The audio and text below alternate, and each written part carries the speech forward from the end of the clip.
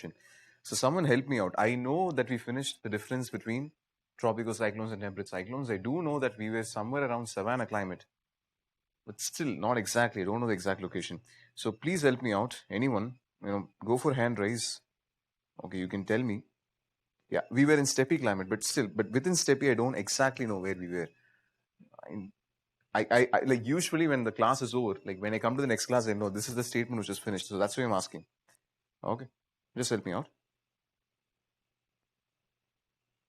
Okay, here's she. Thank you. Let's hold on.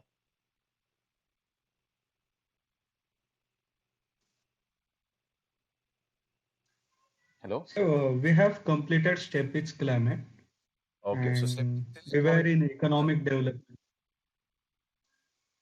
We have done economic development of Steppes climate. So we have finished steppe completely. Super. And Yeah. in the normal part, that is your physical geography part, did I finish temperate cyclones versus tropical cyclones? Yeah. So this is done. Did I finish? We have also done a question regarding that. Okay, we did a question. Did I teach you urban climate by any chance? No, Urban climate is not done. You know why urban areas are no, hotter? I didn't. Not done, right? no, I don't Okay. think so. Thank you. Thank you. Thanks. That will be fine. Thank you. Okay. Now let me give you today's lesson plan. Thanks. Okay. So economic development in steppe is done. So we have four more climatic regions. See, what we'll do is this. Climatic regions, if I try to wrap it up, I'd definitely like to do it. But if you're able to finish it, I should be in a position to fix the climate chart properly. So there are certain areas, like after your temperate and tropical cyclones are over, in your physical geography, okay, I didn't, just a second. I'll take you to the physical geography part. We'll finish it off, climatology, and then we'll jump back to climatic regions again, depending on time availability. So this class and one more class, hopefully, we'll wrap up climate. Then we'll go to geomorphology. So lesson plan for today. See, we have only three isolated topics. Thunderstorms. That's not an H. That looks like an N. Thunderstorms. Then we have local winds. After local winds, we have urban climate. Okay, so this should take around 1.5 hours, I believe. Maybe 1 hour 40 minutes. Okay, so that's the first part of the class. So once we are done with this, then we'll move to Siberian climate and maybe tropical marine. Tropical marine will only take 5 or 10 minutes, not more than that. Okay, you will not find much about it, but Siberian climate will definitely take some time. And depending on time availability, let's see whether we can wrap China or Laurentian. But anyway, physical geography part we'll be in a position to complete.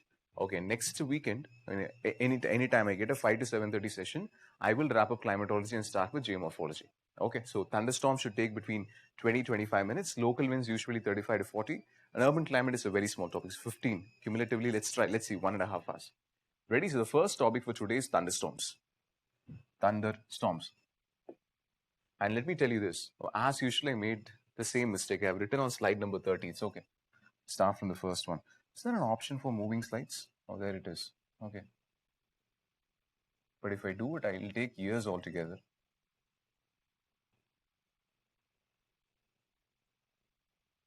Don't scold me. Okay. Few seconds.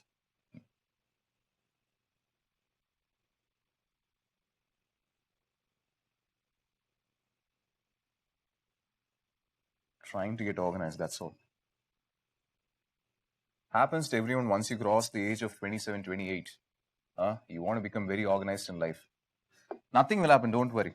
Okay, if you've crossed that age, until that age you feel that, but once you cross, nothing is going to happen. Your habits are fixed. You will be the same person, you'll have to live with yourself. Thunderstorms. That's when people get obsessive compulsive disorder.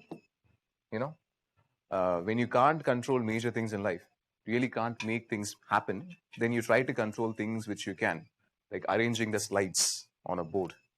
That's the maximum level of control. Is it clear? Now, as the name suggests, thunderstorms seem to be a very expressive and large phenomenon, but technically thunderstorms are very, very simple. Okay, thunderstorms are essentially cumulonimbus clouds. Fine. You need to get this clarity very, very clear. See, when we use the word cyclones, a tropical cyclonic system or a temperate cyclonic system, you know that we are talking about a low pressure systems, right? And when we talk about clouds in general, we have different types of clouds. Please understand, thunderstorms are associated with cyclonic systems. Okay, thunderstorms are associated with tornadoes. You're simply talking about a very large cumulonimbus cloud, okay, associated with thunder and lightning. And of course, it is associated with the low pressure system. And let me tell you one major point here. If you look at rainfall distribution across the world, the most important component for rainfall contribution is actually thunderstorms. And you might be thinking, now, where do thunderstorms, occur? So looking at the word thunderstorms, you would never associate yourself with the tropical region, right? Because thunderstorms, you might think, okay, maybe in the temperate region, okay, maybe lightning and rainfall. Please understand, thunderstorms have the highest spatial distribution concentrated in the equatorial region. Why? Because equatorial region has the highest amount of temperature for any climatic region. Because of that, you look at frequency of thunderstorms and the spatial distribution too. The concentration of thunderstorms is very, very high in the equatorial region. Meaning makes sense. Like second region which will fall into picture is your subpolar low pressure belt. Subpolar low pressure belts. So equatorial low is number 1. Subpolar low pressure belt is number 2. I'm just trying to make you understand where exactly you will find thunderstorms. Okay. And number 3, you look at the third largest concentration, it is associated with cyclonic systems. Also associated with cyclonic systems. And number 4, see, even if we say that these are the major areas which are present, you might have thunderstorms suddenly in Rajasthan. Okay, maybe due to intense heating in one summer day, and maybe there is no rainfall in Rajasthan, Western Rajasthan in 4 years, and suddenly all of a sudden you might have a cumulus cloud trying to build up and forming a cumulonimbus cloud. You might have an isolated thunderstorm in Hyderabad. Very much possible. Okay, due to intense heating, convection. So after all these, you can also have thunderstorms associated with convection. Is it clear? So this is in decreasing order. Meaning makes sense. So equatorial low pressure belts, winds, tops, no problem. 365 days of the year, high temperature, convection, thunderstorms. Subpolar low pressure belt, again, because there you have vertical convection due to convergence. Number 3, cyclonic systems, you're very familiar with. Okay, be it your temperate tropical cyclones or your temperate cyclones. Definitely, tropical cyclones will have more. Temperate cyclones, it is mostly associated with cold fronts. And finally, your general convection system due to heating. Now to the definition. Okay, these are large cumulonimbus clouds, large cumulonimbus clouds associated with thunder and lightning. Associated with thunder and lightning. Thunderstorm is really not that special. They're everywhere. That's the first point you need to understand. The simplest definition. Is it clear? Large cumulonimbus clouds associated with thunder and lightning. Now, if you look at formation of thunderstorms, they evolve through 3 stages. Fine. So the first, second, and third stage. The second is called the mature stage, which you will see right now. And it is the mature stage which gives you maximum destruction, thunder and lightning. So we'll start from how exactly a thunderstorm builds. So for a thunderstorm to build properly, you start with this cloud, a cumulus cloud. Believe you've taken down. Okay, stage 1. Stage 1 of a thunderstorm is essentially a basic cumulus cloud.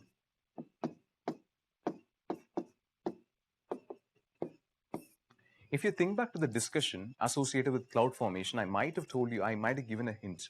If you find cumulus clouds on a sunny day in the morning, possibly around 11:30, this is an indication that there are very good opportunities for vertical development. Okay, when we say vertical development, if you want the cumulus cloud to really evolve well, you must feed the cumulus cloud with good amount of moisture.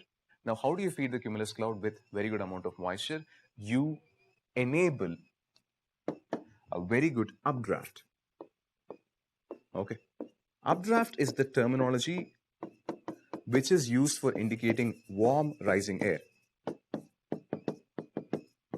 Warm rising air. And if you think about the 4 different locations I gave you, okay, where you can have all those convergent locations, you'll have warm rising air, a cyclonic system or a convection system, the equatorial climate or the subpolar low pressure, wherever it is, you will have warm rising air.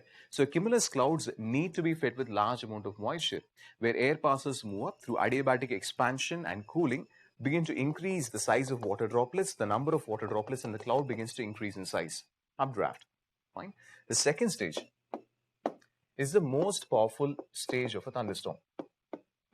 Okay, and right now the cloud is really matured. A proper cumulonimbus cloud, possibly having a height of 10 kilometers, has properly expanded. Maybe the top portion of the cloud is even reaching the tropopause. Now, the updraft is still consistent. Now, this is the one which is feeding moisture to the cloud, right? Updraft.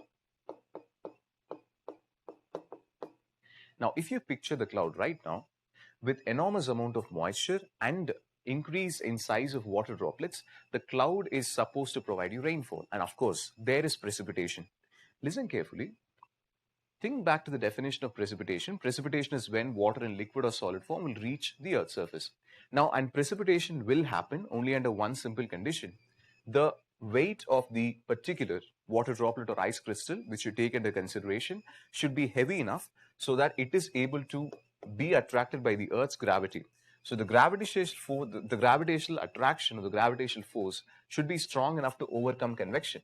This is a simple one which you'd have written in one of your earlier class notes, right? So maybe let's say there is one portion of the cloud. It's not necessary, it's only on the right hand side. You can visualize it in three dimension also. Definitely in one section of the cloud, rainfall is going to start. So let's say rainfall begins. And when will rainfall begin? Rainfall will begin only under one condition, when the gravity is able to overcome convective currents. So maybe in this section of the cloud alone, okay, your updraft is not strong. So the water droplets are quite heavy and they're able to drop down as precipitation. Now, this is where you understand a new type of column of air, not updraft, but something called as downdraft. See, when water droplets, a large volume of water droplets, move vertically downward, they will drag the air around them. Okay, still not able to, visualize. See, right now when I move my hands around here, you will clearly see that nothing is moving around. Fine. But visualize yourself, visualize that I'm celebrating Holi right here. Okay, and if the air around me is colorless, I just wave my hands around, everything's going to fly off. Right? See, actually, I am disturbing the air around me. The only thing is, since the air is colorless, you're not able to visualize. When large number of water droplets and ice crystals descends down the cumulonimbus cloud, they are going to drag the air around them. Okay, because the rainfall is going to be consistent and localized in a specific area. Now, when you drag the air around it, you are going to create some sort of space, okay, within the cloud. And you know this, cloud is not a very hard, solid object. Okay, you can disturb the cloud, right? So, due to precipitation, fine, when the air drags the moisture around it, that's called as frictional drag, air from the outer portion of the cloud will slowly invade in. Okay, and this air is going to descend along with the precipitation. This is called as downdraft. And downdraft is completely opposite. In what terminology? Well, if this was warm rising air, this is cold sinking air. Cold sinking air. Okay, and there is a clear differentiation between two different sections of the cloud where you have updraft and downdraft. And remember the previous discussion when we discussed your temperate cyclones, whenever the temperature difference becomes very, very stark, you will create a front, right? So between the warm and cool front, you will create a front, and the name of the front which occurs inside a thunderstorm is a gust front, Gustfront, gust front. Okay, so this is the mature stage, and all your thunder lightning phenomenon is associated usually with the mature stage of a thunderstorm. So why did the downdraft happen? The downdraft essentially occurred because of frictional drag. Frictional drag due to precipitation. That is the initiator. Okay. Once you've taken these two down, use the word finished.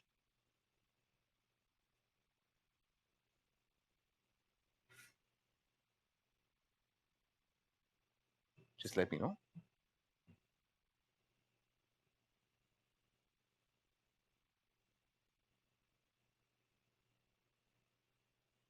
Gust fronts once again. No, gust front is not complex, man.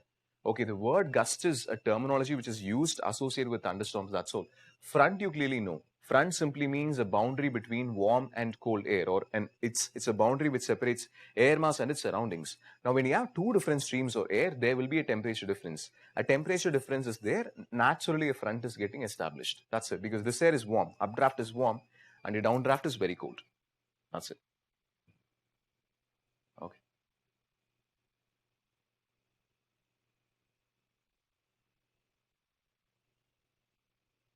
One more response, I think, proceed further. Just let me know.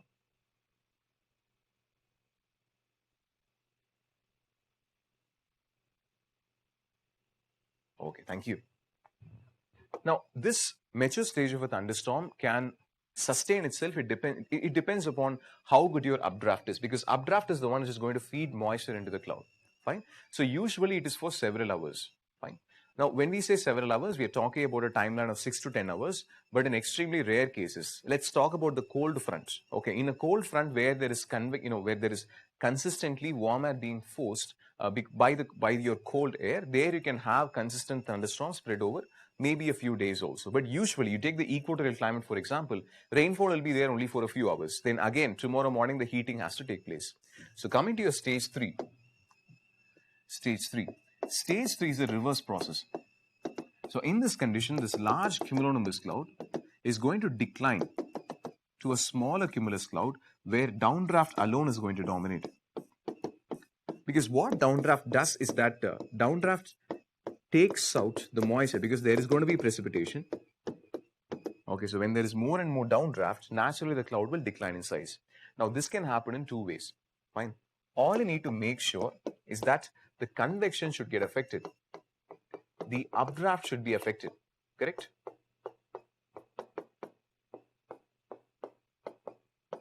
Updraft should be affected.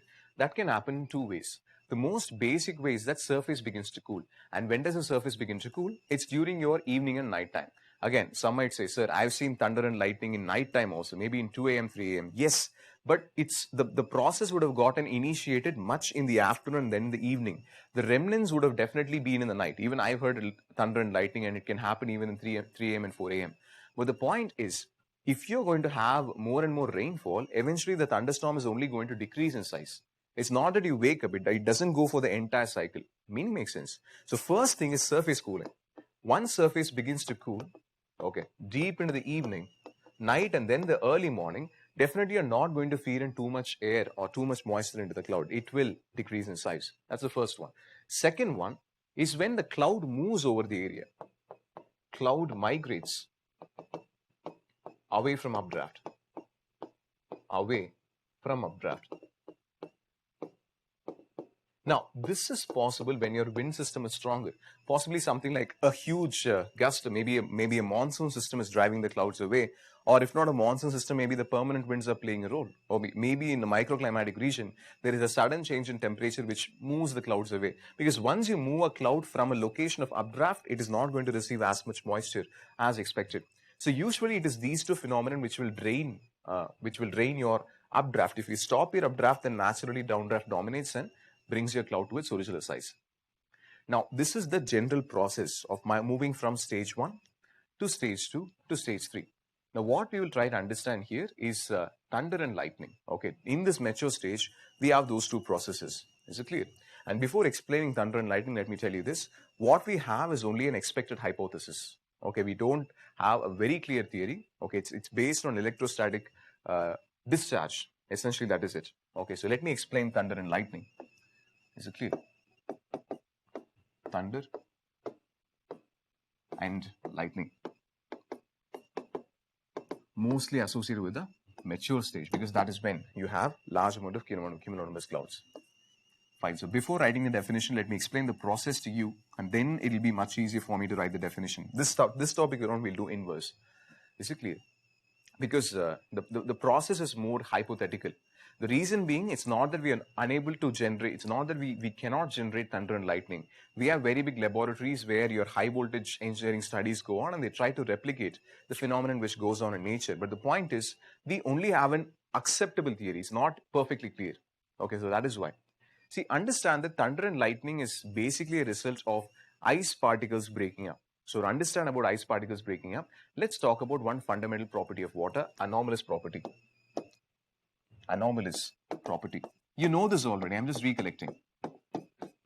Anomalous property. According to anomalous property, you know that water expands on freezing. Expands on freezing. And regarding ice formation, let me tell you one more point which is associated with this. I don't know whether you've done that. It's people do it quite rarely nowadays. If you have the ice tray in your fridge, okay, and let's say you really want to get ice cubes, and if you've placed it inside your fridge and you've taken it out, if you've taken it out prematurely, if you notice properly, you notice that the ice would have formed, the cube would have been ready in the ice tray, but in spite of that, the ice will actually have still water molecules moving around in the center. Some of you might have noticed that it will be ice, but you will have water trapped inside ice. Okay. See, the thing is, water cools, the cooling process, okay, happens outside in.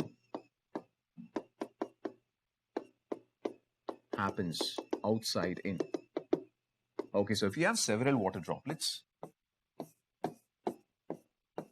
okay, let's say you have many, right? It's kind of smudged. Fine. If the process has started, it is usually these outer ones. Okay, these are the molecules which will actually be in your solid state. Clear? This will be in solid state. In the inner surface, it will still be water. So only then the process begins to continue, and then the entire molecule is going to freeze. Got it? Now let's take a stage. We'll call it more of a premature stage where the ice formation is not complete in this water droplet. Okay, you'll find a situation where in the structure, positive charge is found on the exterior. Okay, and inside the water droplets will have a negative charge. This is the usual structure. Okay. Now there are two ways. Normal condition is the freezing process is complete and this entire water droplet becomes a proper ice pellet or a crystal. Listen carefully. What if, okay, if you are inside a cloud and in the cloud if there is large amount of updraft, okay, updraft will necessarily create friction, right? So once there is so much of disturbance in the process, in several cases when this water droplets is going to migrate within different sections of the cloud, the process may not be in a position to complete normally. Okay, that is when the structural integrity of this particular ice pellet is going to get compromised. Because when you're in a cumulonimbus cloud with large amount of updraft, the ice pellets are going to roll over, right? So it's going to move across several kilometers at several temperatures. Now that is when, listen carefully, when water which is present on the inside is beginning to freeze. It is going to expand because water normally expands on freezing. So if the structural integrity of the outer surface is pretty weak, as the molecules which are in the center begins to expand on freezing, okay, if they can't keep it together, this entire ice pellet will break. Meaning makes it. Now when it breaks, you'll get these. Okay, you'll get broken fragments of ice, but these broken fragments of ice are positively charged. Fine. And the water droplets are still not frozen. So you'll get water droplets which are negatively charged because the process is not complete. So during expansion, if it breaks, it's an if condition. If the ice pellet is not strong, you get these types. So you will get broken ice fragments, broken ice, which is actually having a positive charge. Then water, which is having negative charge. You're talking about water drops with negative charge. So you are creating charge separation inside a cumulonimbus cloud. Is it clear? I use the word finish if you're done. Okay, the process is still not complete. We'll see how this goes. It's a hypothesis, what we have here.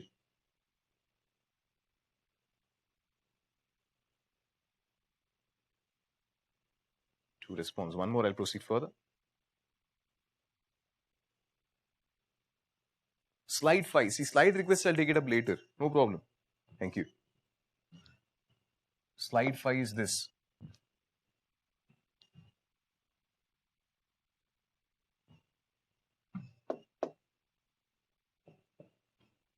Come back. See, once you get your charge separation, now when consistently there is updraft within the cloud, you need to note something very clearly. there is difference between ice and water density, right? Ice is much lighter than water. Since ice is lighter, that is the reason ice will float. Now, let's say you have both broken ice fragments and water droplets. If there is going to be more updraft, okay, the updraft will be easily able to move the broken ice fragments because ice is lighter than water. Don't ask me how. It's already there in your notes. Okay, water expands on freezing, ice is less dense. So your ice is going to get moved easily to the top portion of the cloud. At the bottom portion of the cloud, the water droplets are going to stay back. So you get negative charge. Fine. Now let's accelerate the process. Okay, there is very intense updraft. The pellets lose their integrity, keeps on breaking as water expands. More and more and more negative charge. So this negative charge is going to accumulate at the bottom of the cloud. Why? Water is slightly heavier compared to ice. To recollect electrostatic induction, let me try to bring about that memory. You would have definitely done it in 7th standard or 9th standard, pretty sure, when they introduce static electricity to you. So what the teacher would tell you is, take small bits and pieces of paper, just tear it in as small as possible, then take your comb and start combing your hair. Okay, after a few seconds, when you place the comb, the small water, not water, small paper particles will get attracted to the comb. Static electricity. Okay, you would also have this experiment. Glass being, rubbed against silk, and both of them will acquire different charges, right? That is static electricity, electrostatic induction. Fine. See, due to accumulation of negative charges at the bottom of the cloud, you shouldn't understand it this way, that positive gets attracted by negative. That is not the way to understand. If there is accumulation of negative charges at the bottom of the cloud, negative will repel negative. Let's say there is a city down here. This is a very large city. Okay. So many buildings. Right? Yeah, there is a city. Now, this entire city, due to presence of negative charge, negative repels negative. So all your negative charges are going to get repelled. If negative charges get repelled, as a result, positive charges get concentrated. Okay, the more negative charges you build, the more positive charges you get. More negative charges, more positive charges. Okay, this goes on for several minutes, at times hours also. Now see what happens. Air is a very bad conductor of electricity. Okay, that is the reason we use wires. If air was a good conductor, okay, if I just use my hands, then you'll find sparks flying by. That doesn't happen, right? But if your charge buildup is very, very heavy, you will be in a position to break the insulating capacity of air. And the breakage of insulating capacity is also aided by one more factor, precipitation. Because of rainfall, okay, you're going to have large amount of humidity in this region, and water will help you in conducting this charge. So the point is, once the charge buildup is good enough, within a very short span of time, you will have a sudden electric discharge where the electrons which are at the bottom of the cloud reach the surface in a very, very short span of time. This electric discharge is nothing but lightning. Meaning makes sense. So this is the process. Okay. So accumulation of negative charges at the bottom. Charges at the bottom. Why? Bracket just mentioned updraft. Okay, water is dense. Since water is dense, you're going to get more accumulation. Okay. Positive charge is induced on the ground. The dielectric barrier of air is broken. Air is broken. The sudden electric discharge is called as lightning. Discharge is called as lightning. There are certain points you need to note right here. First of all, this is not a single stroke. It's not a single line. You'll find several lines. There is something called as a step leader. Then there is a return stroke. Let's not get into the details. It is not required even for optional. That we need to learn for high voltage engineering in 6th semester of electrical and electronics engineering. How do I know? Because I learned that. Those things are not required. Just understand that this is not a single stroke. You will have several strokes and return strokes also at times. Points 2 you need to understand. It's not that all the charge buildup will get decimated in just single lightning. What will happen is this will persist for some time. you will get several strokes, lightning after lightning. So slowly, maybe one section is getting decimated, next section gets decimated, next. So slowly the entire electric discharge will be reaching the ground. And only then again the charge buildup process starts again. Meaning makes sense. Point 3. Okay, don't ask me this question later. I'll tell you now itself. What will happen to this positive charge? Please understand this. It's not that you have only a single cloud here.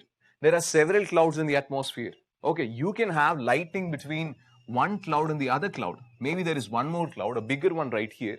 Okay, so maybe you can have transfer of charges between two different clouds. It is very much possible. So your positive charges will get nullified.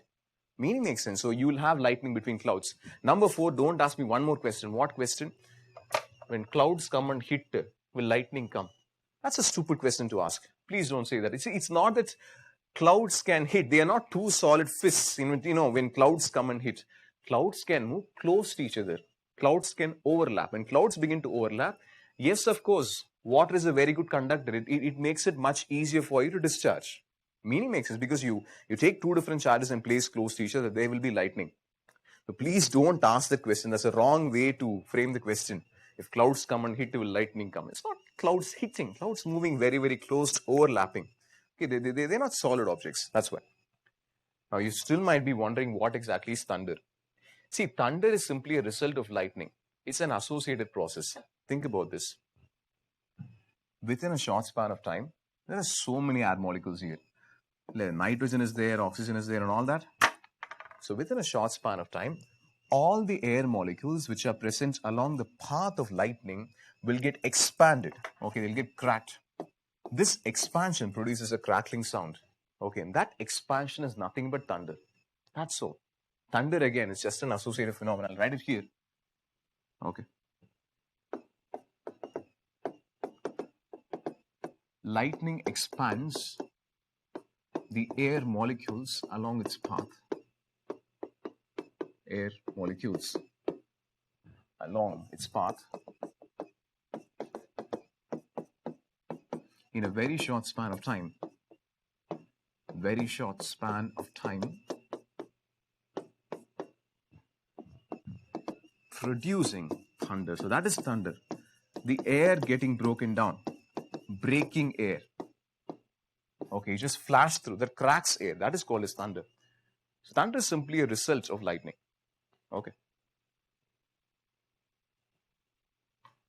Can you repeat the reason for positive charge induced on the ground? See, understand this. Negative repels negative. That's all. Because two questions, same question got repeated.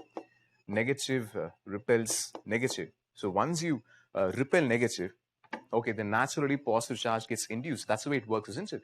See, for example, let's take magnetism itself. Okay, it's not that you take a north pole. North pole is going to attract a south pole, right?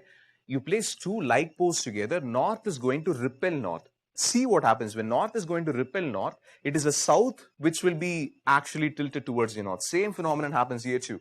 Negative repels negative. Negative repels negative. Then naturally the bottom portion will get induction of positive charge. That's how static electricity works. I believe your question is taken. Okay, isn't ground neutrally charged? See, please understand, you've mistaken the word grounding or earthing. Grounding or earthing is a technique which is used in electrical appliances to provide a path of least resistance so that electricity doesn't pass over your body when you touch it. That is called as grounding or earthing. That has absolutely nothing to do with this. No. Grounding or earthing, just because the word is same, you can't assume the ground is neutral charge. Please, please, please. No, that you're talking about wiring there, man, when you use the word ground. That is different. I believe you got it. Okay. Hold on. There is one more question which people usually ask. I've dealt with 4. One more question will come and I deal with this. Something. I don't exactly remember. And when I get that question, I get irritated. And so I'm trying to think about it. Really explain before you ask me that. Or maybe you're going to ask me that, then I will get irritated. I don't know. But this exactly it is. 4 questions I've told you, right? Like this. This one. Please understand, maximum amount of lightning happens between cloud and water. Okay, why? 70% of the earth is dominated by the oceans. So if there is large amount of oceans, naturally there will be more lightning between clouds and water. So don't say that water is moving because of moving charges will get, no, nothing like that. Okay, water, yes, I do agree it is moving. You're just talking about doesn't it mean that on land things don't move? Okay, there is movement, there is migration of particles, there is migration of atoms, no question about it. Does not mean that you cannot have lightning between clouds and water. There is maximum amount of lightning between clouds and water because oceans dominate the world. Okay, so that ends the discussion on lightning and thunder. So now I'll take you to the next topic, local winds. Local winds. That was the only question which got repeated twice. The charge induction part. Apart from this, I think we are clear. How fire thunder happens? Keep fire thunder outside for now. Okay. Because I had two queries based on this. There was one more question. What exactly a fire tornado? Yeah, fire tornado. Fire thunder, I'm not aware. I remember fire tornado.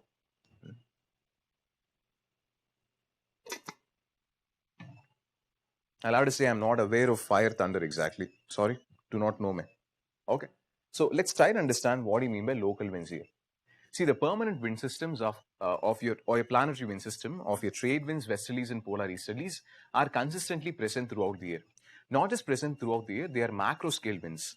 They travel across thousands of kilometers and they have the capacity to influence climatic regions. Listen, local winds are more or less mesoscale, at times microscale also. The impact of local winds will be restricted both in the concept of space and time. Okay, it can, of course, it can definitely influence an area.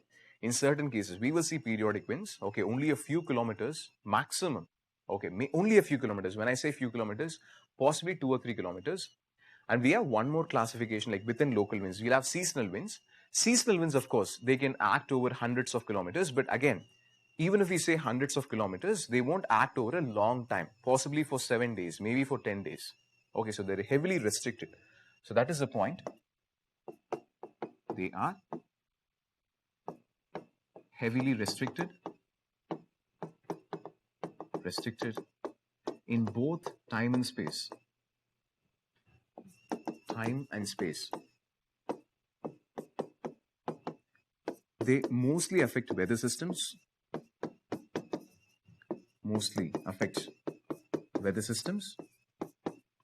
But certain local winds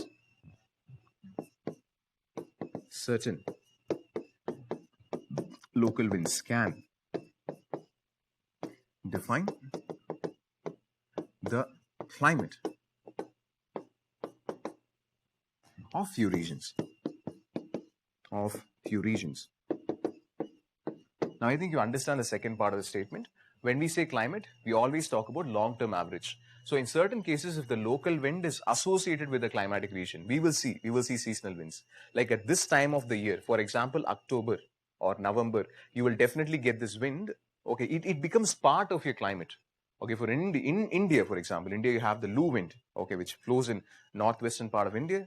Okay, so similar to that, if it's very consistent over a period of time, it can become part of climatic region also. Is it clear? So we'll see both ways. Okay, affecting weather systems and affecting climate, both ways. So first is, they're broadly divided like this. First is your diurnal winds. Diurnal means, you know the meaning, happens over a single day. Next is seasonal. So first we study diurnal winds. Under diurnal winds, we have two basic types. That is land and sea breeze.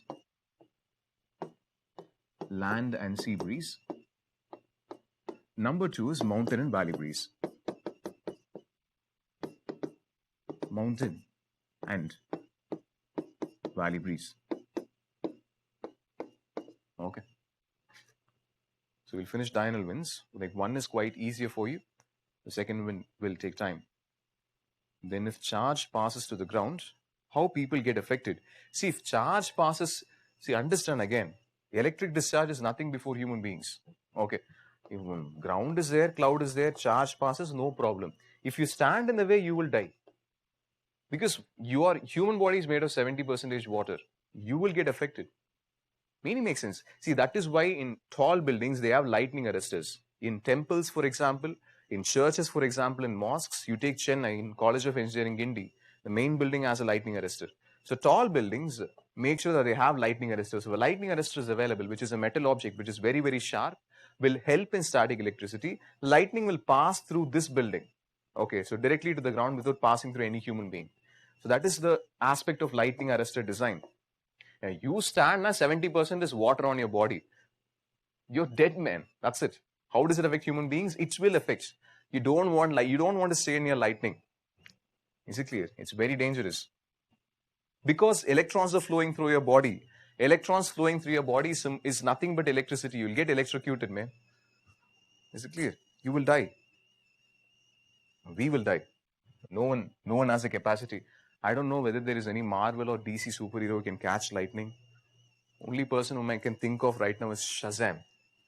After Shazam, I don't know, Wonder Woman is using her rope to catch lightning. I don't know. The first one is way too simple. Land and sea breeze. Actually, you should be teaching me this. I'll take only 2 minutes for this. If you're familiar, you need not even draw the diagram. It's up to you. So, this happens within a day and night. Okay. The property comes back to this. You can just simply listen to this, no problem.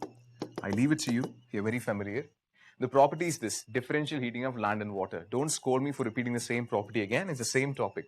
Now, even if both these regions experience the same amount of insolation, land heats up much, much faster compared to water. Because of that, land will experience high temperatures during the daytime. Principle is this, surface temperature influences air temperature. So surface is hotter, your air will become hotter, air will begin to rise up because they have more energy. Naturally create a low pressure system. Water is still not hot because it will take time. Water has a high specific heat capacity. There is more evaporation which produces cooling effect. So water is essentially at high pressure. Wind goes from high pressure to low pressure. So this is your sea breeze. Happens during the morning till the afternoon. Got it?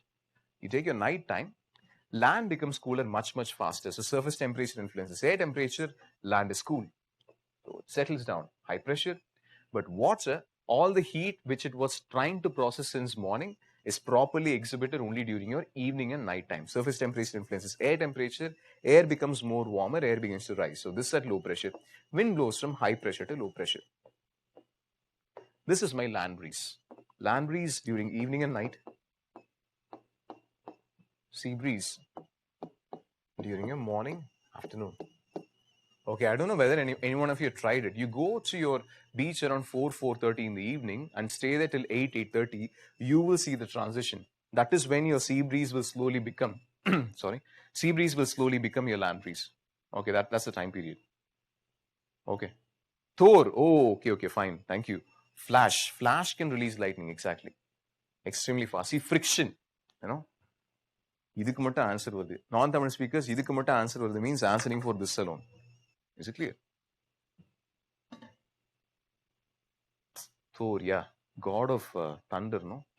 He should technically be, is he god of lightning or god of thunder? I don't know. He should technically be god of thunder is nothing because you need to produce lightning to create thunder. It's better you call him lord of lightning. But lord of lightning, that effect is not there, no? God of thunder. God of thunder, yeah, god of lightning, you don't feel that effect. Believe you've taken on. It's way too simple. Don't ask me to explain this again. Shall I proceed further? Niruppu idiya. What is that, man? Niruppu idi. I don't know what is that. I really do not know what is that. Okay, fire, thunder. Valley and mountain breeze.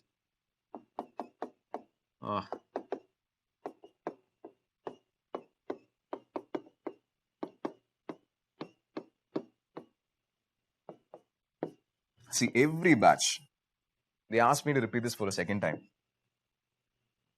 Even if I say this, they'll again ask me to repeat. You better get it at single shot. Listen carefully.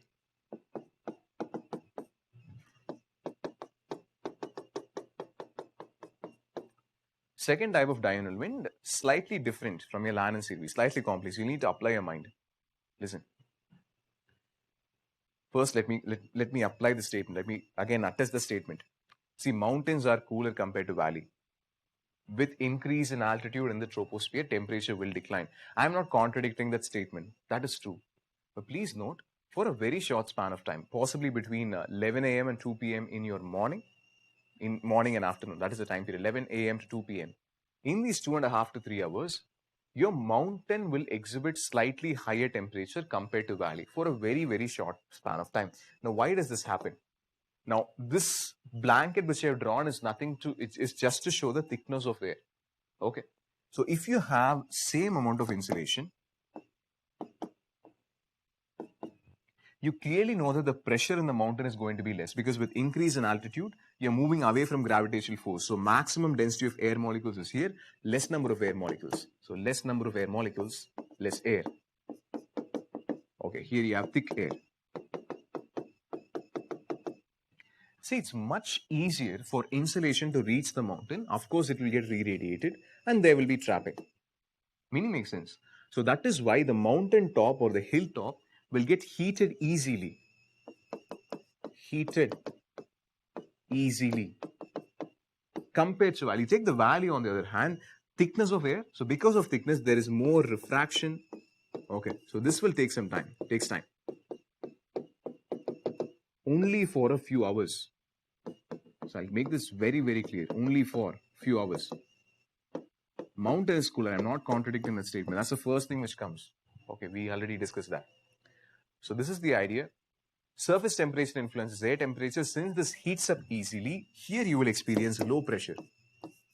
Okay, this will take some time. It is processing the heat. Here you will experience high pressure. Wind blows from high pressure to low pressure. This is your valley breeze. Is it clear? It takes time for the valley to get heated. 11 to 2.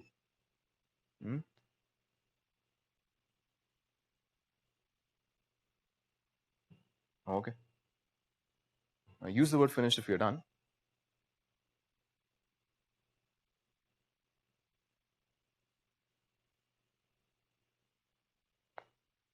One response. So valley breeze is only during that time. Yes, yes. Let me give you one more example. It'll stick better. Here, several responses. See, for non-Tamil speakers, I'll introduce one film in Tamil. It's an old film. Kamal Hassan. Okay, and of course Jairam, wonderful actor. Okay, for comedy. Okay, the film is Tenali. Tenali, Tenali. Okay, and in that film there is a comical situation based on a concept called Toppi Tuki Pare. Toppi Tuki Pare, if you translate to English, it simply means hat lifting rock. And let me tell you, this hat lifting rock is actually a big tourist attraction. The idea is this, when you talk about hat lifting rock. So the thing is, if you stand over a hilltop and if you throw your hat, see, we are very specific about the hat because it has a big surface area. Okay, it's quite big. So if you throw your hat, this hat is going to return back to you. This is true only for a few hours. Okay, if you're going to try it at exactly around your noon or possibly immediately after noon, possibly in the afternoon time period, 1 p.m., 2 p.m., when the valley breeze is in operation, this will work. Due to the presence of valley breeze, the hat will actually return back to you. And this is a tourist attraction in certain places. Okay, don't do this at 3:30. 3:30, it will go, that's it. Okay, you need to time your throw very, very well. Only then it will work. So that is why I told you, valley breeze is very, very short. So when you go to a tourist spot, make sure you try these things properly. Mountain breeze will come. Mountain breeze, it will go possibly to the next district or next city. Please be very careful. Now, talking about mountain breeze, which happens in the evening. See, this is your normal condition because all the heat, which was actually there since your afternoon and all that, is getting processed. So due to thick layer of air, there is going to be more heat trapping. More heat trapping in the valley. More heat trapping. Okay, so you take the mountain on the other hand, less number of air molecules. Okay, easily radiated. Easily radiated. So mountain will become much cooler. So this becomes this at high pressure because your surface temperature becomes cool as you radiate heat, but this will still be at low pressure because this is very, very hot. Wind blows from high pressure to low pressure. This is my mountain breeze. See, and that is why maybe your grandparents would have told you, at least your parents would have told you, okay, please don't play in the evening near the valleys. The mountain breeze flows. Okay, it's a very cold wind because it's coming from the hilltop. Very cold wind. Okay, and associated with this, we will talk about a method of temperature inversion. Okay. Use the word finish if you're done. So we have a temperature inversion phenomenon here. Okay, we'll just see that. Yeah, thank you. Thanks for the response. See, it's very simple how we get temperature inversion. We just talk about this phenomenon. So you during your mountain breeze,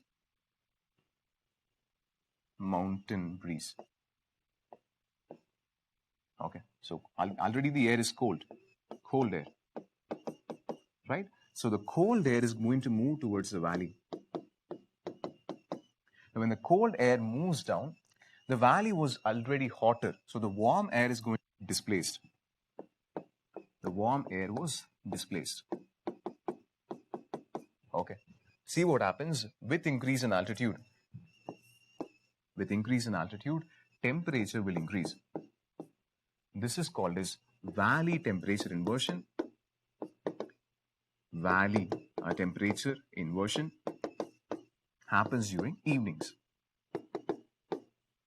Okay, only for a few hours. As the cold air settles in and displaces warm air, okay, you will get valley temperature inversion. And yes, will we have fog formation? Of course, in the evenings you will have fog formation here, especially during winters, because already the surface temperature is low during winters.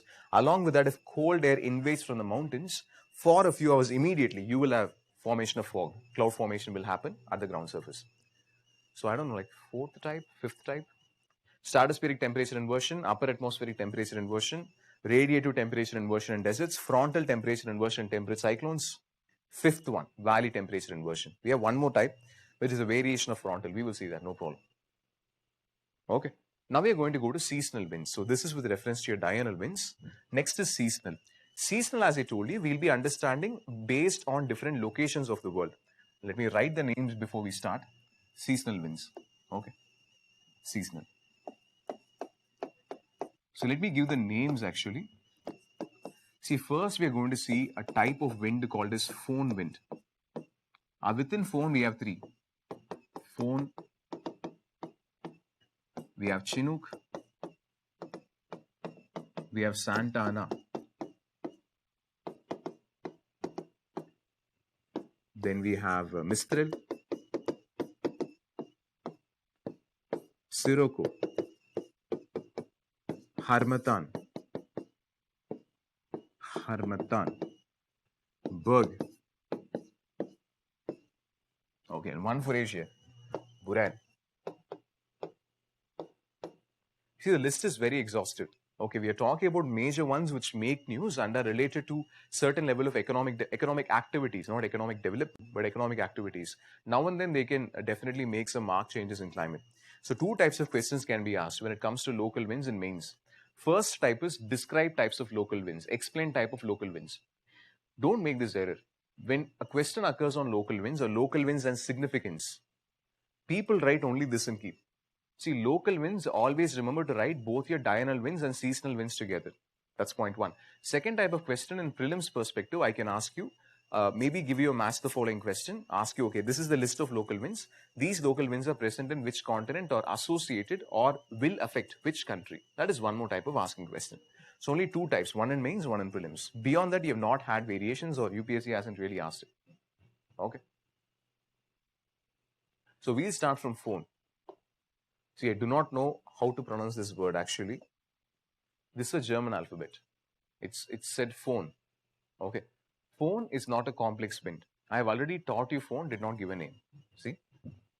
First, let's understand the meaning of like what exactly is foehn wind. And then we'll associate with different locations of the world. Do you remember orographic rainfall? Wind moving into the mountain, made to work against the altitude, adiabatic expansion, cooling, cloud formation, rainfall. Then there is adiabatic compression on the leeward side of the mountain. Okay. Due to adiabatic compression, it becomes a warm wind. Due to absence of rainfall, it becomes a dry wind. Let me tell you this. If you're already familiar with the concept, which you should be, you can just write in single statement. The warm, dry wind. This one.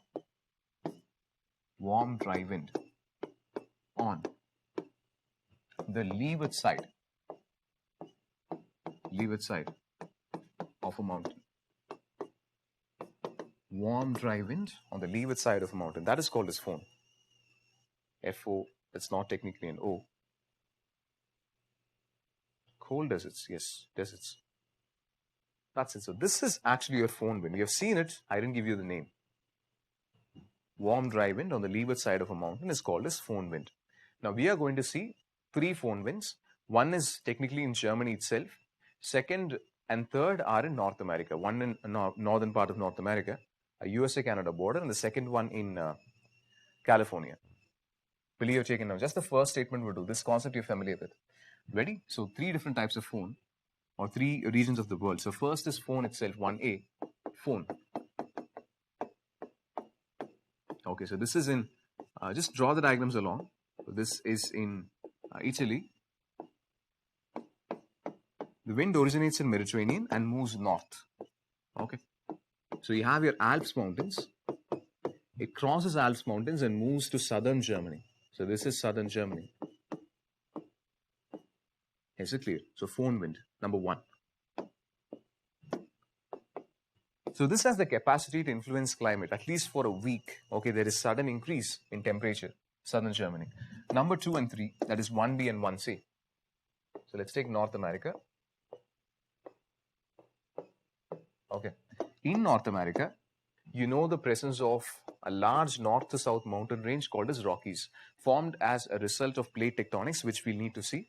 So 1B, the name of the wind is Chinook. Chinook, right here. So this wind, Chinook, is on the leeward side of Rocky Mountains, and if you look carefully, it will be along this US-Canada border, south of this region. So this is where you have steppe climate, right? See, in steppe climate, during winter season, it's very, very difficult. The climate is quite harsh because it is technically continental. So in your winter season, there is snowfall. So land is covered with snow. This wind occurs during late winter. Visualize this. So your winter is going to recede. At the same time, there is a warm wind flowing in. So once Chinook flows into the landscape, the snow begins to melt. Because of that, it is also called as snow eater. Snow eater. It helps in preparation of preparing the land again for agriculture, because once the snow melts, there is water begins to penetrate into soil. Okay, so eventually you get to do agriculture. So helps agriculture. Helps agriculture. But the second FON wind is quite dangerous, which is in southwestern part of the United States. It's called as Santa Ana. It's in California. This one, number 3, this edge, 1C. 1C is Santa Ana. We had Santa Ana this year. Okay, it shifted slowly. It was in the month of September. Okay, usually occurs in the month of October and November. And why is it problematic? You clearly know. Leeward side, descending down, adiabatic compression makes it a warm and dry wind. California experiences Mediterranean climate, right? So here the vegetation is slightly different. Okay, and you're talking about an area which does not receive extremely high rainfall also. Mediterranean rainfall, even if you receive during winter, it's quite less compared to your conventional rainfall, which you receive in different other climatic regions. In California, because of Santa Ana, there is increase in forest fires. Now, you might ask me, well, Santa Ana has been there for several years. Okay, so how do we have forest fires mostly driven right now? See, understand humanization of landscape. Like we have changed the landscape. So once you artificially change it, okay, already there is increase in temperature due to urbanization and all that. So on top of that, okay, this leeward side FON wind is able to decimate your natural vegetation. So forest fires in California, centered around the months of October and November, is technically a result of a FON wind called as Santa Ana. Okay, so that's your first triple set. Let me know if you're ready. I'll go to Southern Europe and Africa.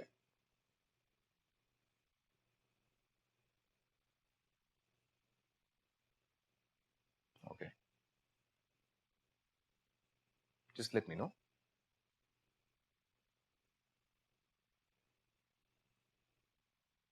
Santa Ana alone, can you explain again? Okay, we'll see it at the last. It's a warm, dry wind which heats up your vegetation. As the leeward side changes based on the direction of wind. Yes, of course. Okay, see, you take these two winds have different leeward sides. This is leeward side. Here again, this is leeward side. Based upon the wind direction. That's it. Okay, Meenakshi, fine. Please be a little slow. Yes, I will take it slow. No problem.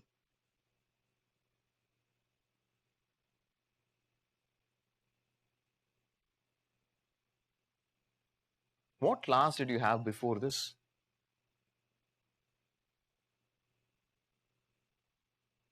Polity, okay. Fine. No, when you ask me to slow down, I just wanted to compare, nothing else.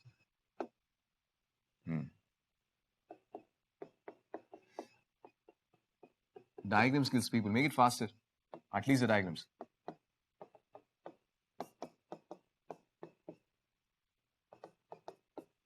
Now, in your southern Europe and Africa, you have 2 to 3 winds. First is Mistral. I've kind of cut off this area, but fine. This is Mistral. Mistral number 2. Yeah. Mistral. See, Mistral is a cold wind which blows along the Rhone Valley, and Rhone Valley is in southern France. Think back to earlier discussions in the Mediterranean climate. Southern France is the most fertile region for cultivation of grapes in the world, wine production region. So this cold wind can disturb your viticulture. Okay, so this is a cold wind blowing through Rhone Valley in southern France affects your viticulture.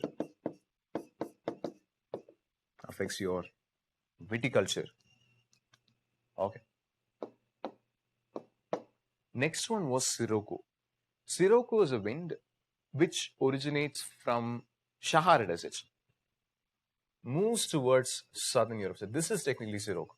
Okay, Sirocco. Yeah, write it here. Sirocco.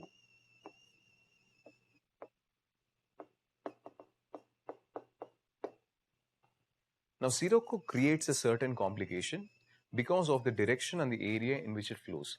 Sirocco, you can clearly see it is from Sahara Desert. So, if you are from Sahara Desert, it is natural for you to carry more soil particles and sand particles. Why? Because if plants are there, plants will be in a position to hold on to soil. Also, wind erosion will be much limited. You don't have plants in the desert, it's natural for them to pick up large amount of soil. Now, not just soil. Look at the direction where it flows.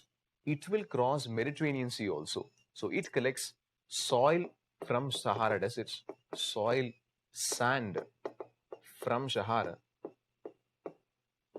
And after crossing that, you will collect moisture from the Mediterranean. And picture this, you have created aerosols, and these aerosols are actually in reddish color texture. Now, aren't these reddish color texture, you're actually forming water droplets. Now, visualize this. Let's say you're wearing a white shirt, you are in Venice possibly. Okay, you're a tourist in Venice, fine, and there is rain. Now, when there is rain, and if you're wearing white shirt, it's a bad day for you because the rainfall is going to have a reddish texture, which is essentially gathered from the deserts of the Sahara. That is why they have a name for this. It's called as blood rain. Rain has a red texture. They call it as blood rain. Okay, so that's number 3. 4th is actually there in Western Africa. West Africa, it's called as Harmattan. Okay. Regions of Chinook and Santa Ana. It's in North America, man. I've told you California, I've told you steppe climate, US-Canada border. Was Santa Ana wind caused the recent forest fires 3 months back? Yes. Okay.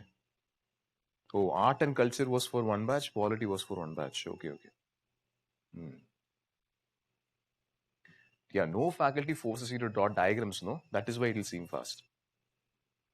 People, you need to attend 8 mains questions of geography. You need to write fast. Use the word finish if you're done. First 2 types. We have one here and one here. One in Western Africa, one in Southern Africa.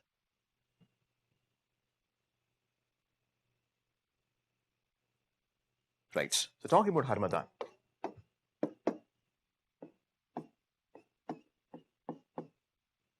Harmattan. See, this is a dry, dusty wind which comes from Sahara. And I don't think I need to explain in detail why it is dry, why it is dusty. It is dry because it's coming from a desert, dusty because it comes from an area where plants are absent. But we're not going to stop there. We're going to understand why this is actually beneficial and problematic to the regions in Western Africa. First, let me tell you why it is problematic. Western African regions are known for cocoa plantations. See, and Harmattan brings in so much of sand particles. When Harmattan acts in late winter, okay, you will find just sand everywhere.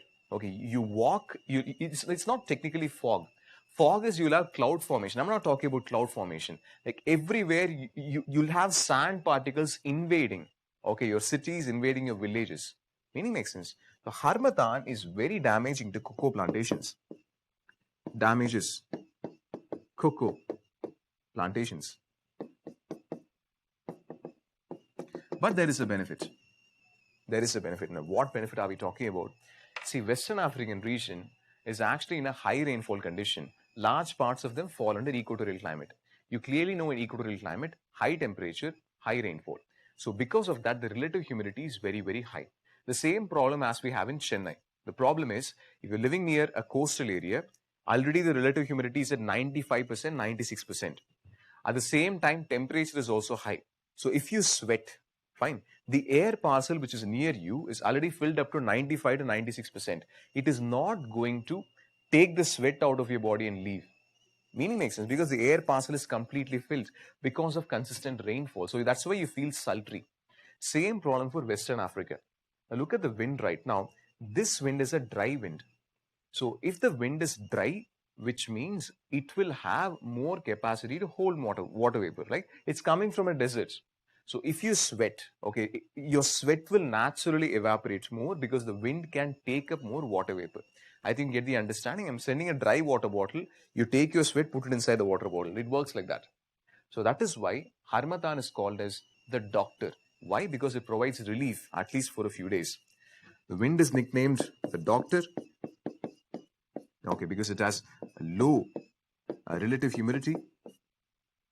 Okay, removes sultriness. Removes sultriness, the sweating and all that. Okay, that you'll definitely feel better. Okay, even if your plantations are damaged. So both beneficial.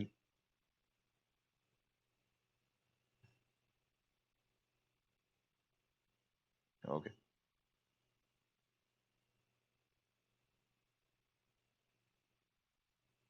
Okay. Yeah, I will slow down. No problem.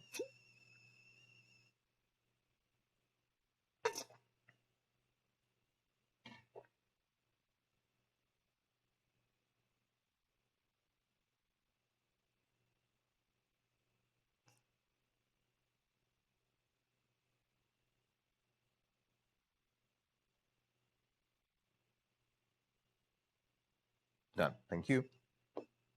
So the last wind in this African continent, okay, after which we'll go to Asia and wrap up your local winds. I'll give you a break immediately.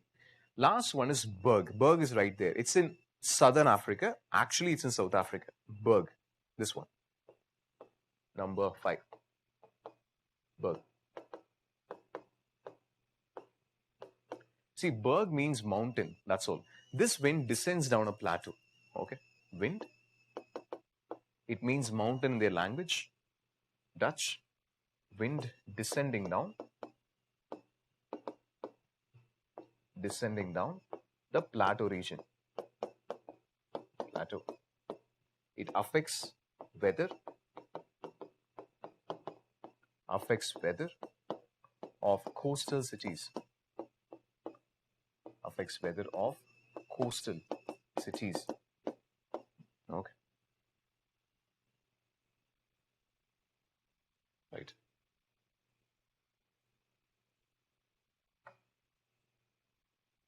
Use the word finished if you're ready. You got last one, then I'll give you a break. Then we'll finish urban climate or we'll finish few climatic regions and then go back to urban climate. Right. Last one is Buran. Buran is a cold wind and now we are in Asia. Now, why are we specific about Buran? Because Buran spreads over a large area. You will see for yourself. West Asia, India, Malaysia, Sumatra, Indochina, Korea, North. Buran originates from Siberia, right here. Okay, Buran from Siberia. It moves towards Central Asia and Eastern Europe. Towards Central Asia and Eastern Europe. Eastern Europe. So you can clearly see the expanse of this region. We are talking about winds which can move towards Armenia, Azerbaijan. Okay, talking about Kazakhstan, Kyrgyzstan, and all that. See, at certain times, you will find air masses invading into China. India is able to escape only because of one mountain range, Himalayan mountains. Due to the presence of Himalayas, the cold winds which migrate towards this region doesn't invade India. But if Himalayas were in there, things would have been different. Okay. See, for countries like Iran, countries like Kazakhstan, Kyrgyzstan, you will have an immediate cold wave. Okay, for a few days, where it's quite difficult to take up any productive activity. Is it clear? So it's a climatic region which is associated with the land of Siberia. It's very very normal. Siberia is known for its cold climatic regions. After Antarctica, it has one of the coldest temperatures recorded on Earth. Fine. So that ends the discussion for your local winds part. That is the seasonal winds under local winds part. We have urban climate and climatic regions. I think I'll wrap up urban climates because if I'm stepping into climatic regions, let me make it full. So next topic will be urban climate, after which we move to Siberia, and after Siberia, the remaining three, as far as time permits. Take a break for 5 minutes. We'll come back shortly. Slight request, no problem. I'll entertain it at the last because last 10 minutes anyway, we will spend for doubts. So wait for it. We'll see it at the end. 5 minutes.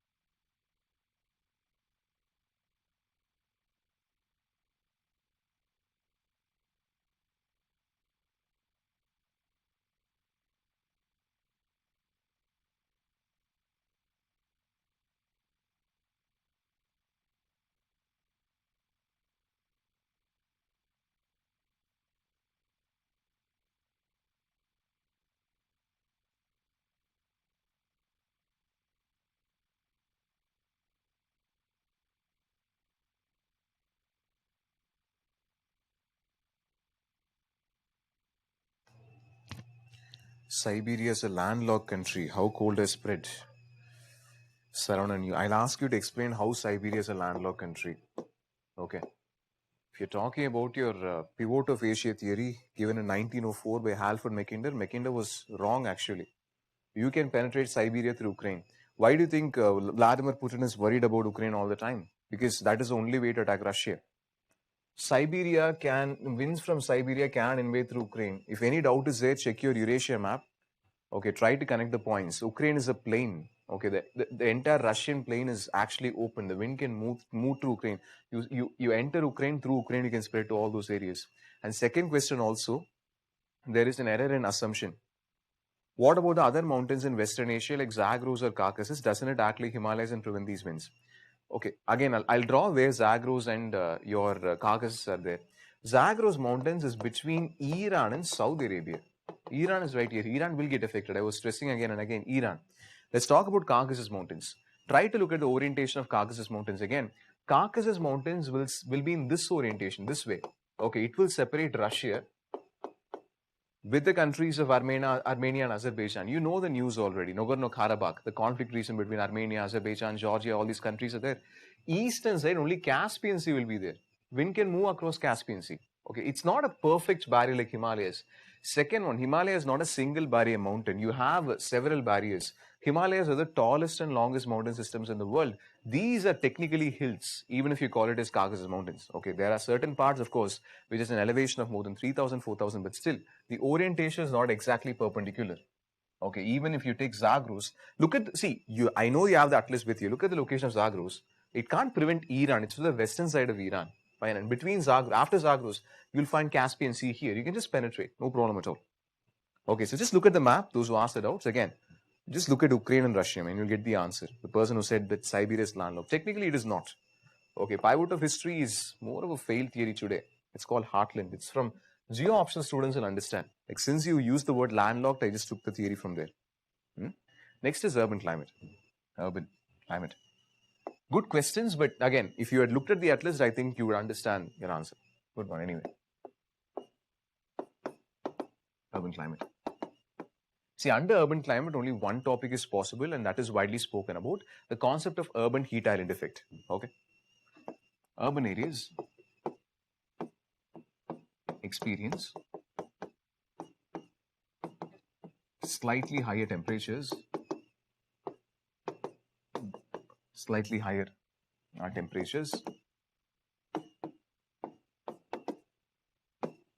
compared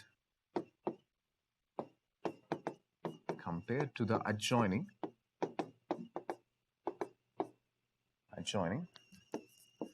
rural areas. This phenomenon is UHI. Phenomenon is urban heat island effect. Heat island effects. UHI effect. Okay. We are going to see the reasons why. This is true. And I hate one thing when people say that climate has changed. Since climate has changed, Bangalore has become hotter. People in Chennai also, climate has changed very much in the last 5 years. Chennai has become extremely hotter. People in Coimbatore, climate has changed. Coimbatore has become hotter. It's total nonsense. Climate hasn't changed. Coimbatore, Chennai and Bangalore have created their own urban climate. Why? Because of the following reasons. So if any of your friend who's working in software industry, he doesn't know anything about geography, and he says climate has changed, first ask him to define climate. Then he'll understand. Okay, it's very difficult to tolerate these people. It's very, very difficult, especially friends. They speak as if they know everything. Ready for this? Shall I proceed?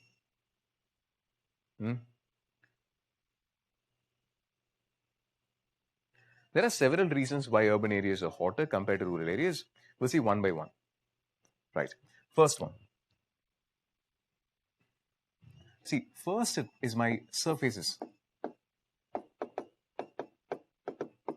See, when we say surfaces, we are talking about what is used in construction. Okay, so let me write it. Urban areas have several built-up structures.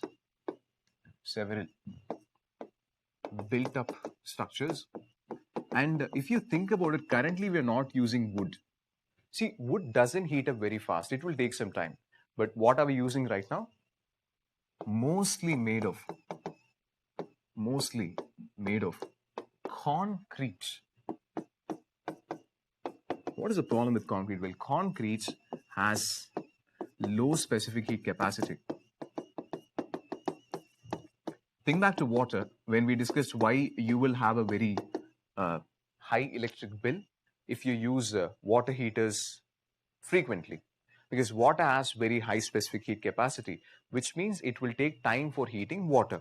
Concrete, on the other hand, is quite low when compared to wood. It's actually 1/3. So immediately concrete will get heated. Think about the number of concrete buildings which you have in an urban area, compare it to a rural area. Large amount of concrete, so they will immediately start getting heated. So you will have more heat. Number two, within surfaces, so it's more of a sub point. Number two,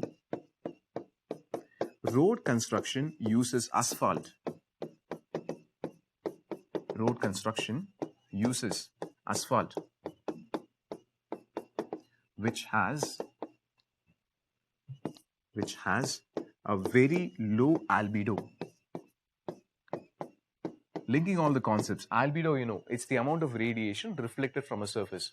So when I say low albedo, it simply means it will absorb most of the radiation. The albedo of asphalt is very low. It's only 0.03.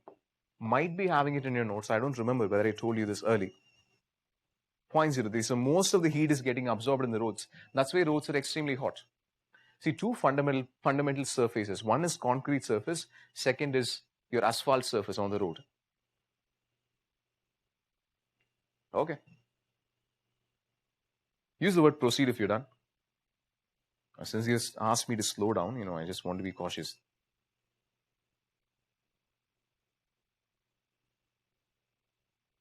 Fine, thank you. Now moving on, second reason is actually there in structures. This time you're not talking about material, but how structures are actually built. Structures. There are two ways. You can either have a front view and one is a top view. First, let me talk about this. Any part of the world you go, a city will usually look like this. Look at the size of buildings. Buildings will be like this actually. Highly uneven. Usually this is the case. But if you want to avoid Herman E. Talent effect, this is how a city construction should be. You might ask me, well, any cities, do they exist in the space? Very rarely. One example which I know is Singapore. Why Singapore? Well, people will tell you that Singapore has become a very important country in the world, essentially because of capitalism. That's not true, because 85% of land in Singapore is owned by government. And government is the sole proprietor who constructs housing for the entire population, or at least most of the population. That is why the buildings are same in Singapore. But rest of the world, you take most of the places, that is not the case. Okay. I've actually reached a condition where I think you can look at me only using 3D glasses. Hold on.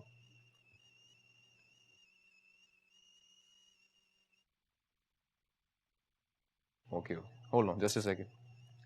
Now it's okay. 3D no, now you got 2D. People listen. So forget Singapore for now. So Singapore is an ideal state. Just leave it out. Other parts of the world, this is the condition where you have high unevenness in building aspects. Now, in this type of condition, the problem will come if you are going to have more exposure of surface. Let me draw the idea here. See what happens. If this is the area and you have a certain amount of incident radiation for a particular season, let's say this one, you will see that even if incident radiation is present, it's only the top surface which is going to get exposed. If you take this building right now, it is not going to allow radiation beyond a point of time. So this entire region is not exposed to radiation. Okay, the one which is actually entering, yes, it will experience multiple reflections. After multiple reflections, yes, heat will be there. But let me contrast it with here. See what happens. Nicely. Everywhere. Here, here, here. Here, heat trapping will kind of become permanent. See, and this is not going to escape between buildings. You see the problem. There is more exposure in these type of structures. Because of that, more possibilities of heat trapping. More exposure of surfaces, leading to more heat trapping. You might think this is not a worthy diagram to be drawn in your mains exam. Draw it smaller, it will actually look good. More exposure of surface, less exposure. Draw only building. Don't draw building la window, window la person. One person was doing one of the previous batches. Use the word finished if you're done. See, something very fundamental. You might think this is not a major reason. It is actually a major reason. Okay. See, certain things we just take it for granted. No, this can't be, but it actually is. We will see how important urban lakes are in one of the few points later. See, second type of structural arrangement, the problem is with the aerial view. For example, there is a natural advantage in going for grid-shaped construction. Do we have these type of housing construction in India? Yes, we do have it in India. It is a part of Indus Valley civilization. After Indus Valley civilization, only certain cities in modern world, for example, Gandhinagar, Chandigarh, parts of Bhubaneswar, parts of Anna Nagar, you will find this grid-like structure. The advantage is, think about the actual purpose of wind. Wind's purpose is advection. Advection is horizontal transfer of heat. So if you have very good grid-like spacing and spacing between buildings, wind can transfer heat. It can take heat between different locations. There is absolutely no problem. Now let me show you how most cities in India are. Road will be here. House will be here. Okay. Road will be here. Meaning makes sense. Here if wind is starting means wind will start. Hello. Excuse me. Hello. Hello. Hello. Wind will die. Okay, wind will get suffocated. It will not know where exactly to go. Your entire heat is getting trapped. Again. See, that is why, I don't know whether you've really visualized it, but maybe in certain cases, if the building spacing is very, very close, and if you're on a late night phone call, you're moving up, okay, the next building will be staring at your face, okay, and it'll be extremely hot. So heat trapping, okay, it does not allow advection to pass through most parts of the world. Draw a simple diagram. If half page, don't draw a smaller one. Yeah, Mohenjo-daro, correct. They made one film also on that, I think. Big flop.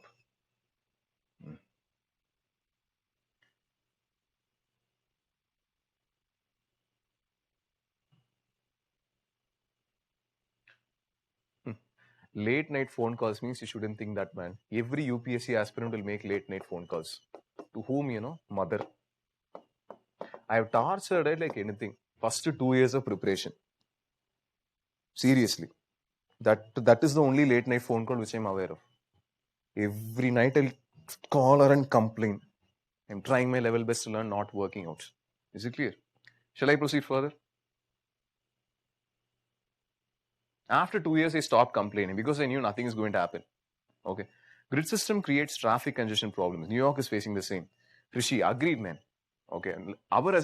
See, again, compared to this structure, this is better. It's not that this is completely free of problems. See, I'll tell you a better structure in Madrid. Just one idea. Since you have asked about architecture, in Madrid, I mean, Barcelona, I think it's Barcelona, not Madrid. You won't have this type of grid structure. You'll have this diamond.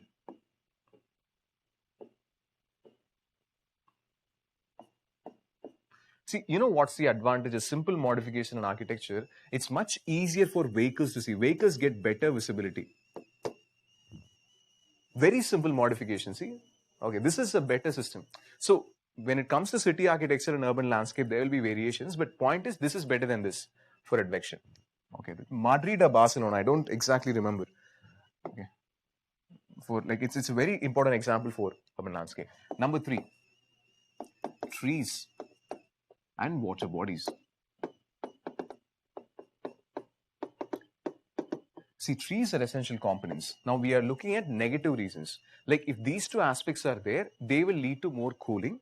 If they're absent, naturally, in urban areas, both your tree density and your water lakes and pond density is less, so that leads to more heating. How exactly can they produce cooling effect? Part of urban planning. You can reverse this and write. So it works like this. Okay. Trees absorb carbon dioxide, reducing greenhouse effects. That's one method they can reduce temperature in an area. Second one, if you have more trees can lead to transpiration. Transpiration is leaving out water vapor from the system, lead to transpiration, producing more cooling. Okay, these are two methods in which trees can actually cool an area. So negative reason, urban areas, trees are less. Urban areas, trees are less. If tree density is less, if tree cover is less, then naturally you don't have these advantages. Okay. Trees. Now I'll tell you why lakes are very important. Can we draw a diagram of geography in exam through pen? Yes, you can do that, no problem at all.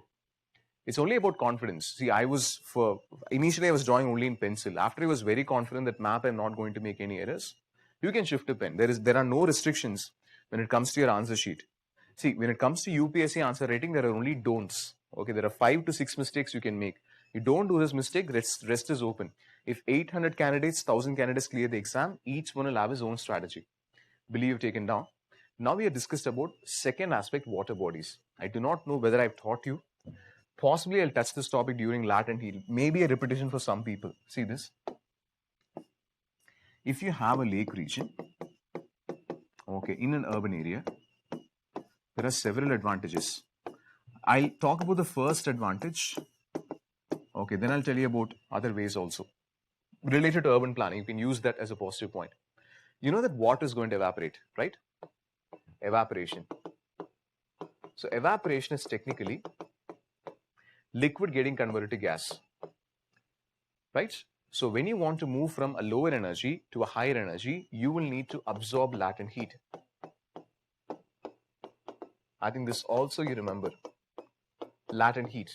Remember, insensible heat. Okay, the amount of heat absorbed or released from the environment without change in temperature during physical state change. Got it? Just a reflection. Now you need latent heat, isn't it?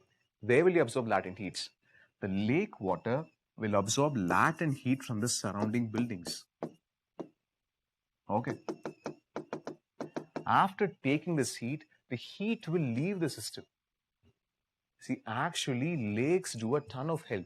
It's not just you take other factors. It's not just about recharging groundwater, having a localized park here where people can sit and interact. So there is an ecosystem function. It can support birds, it can support fishes, maybe small animals.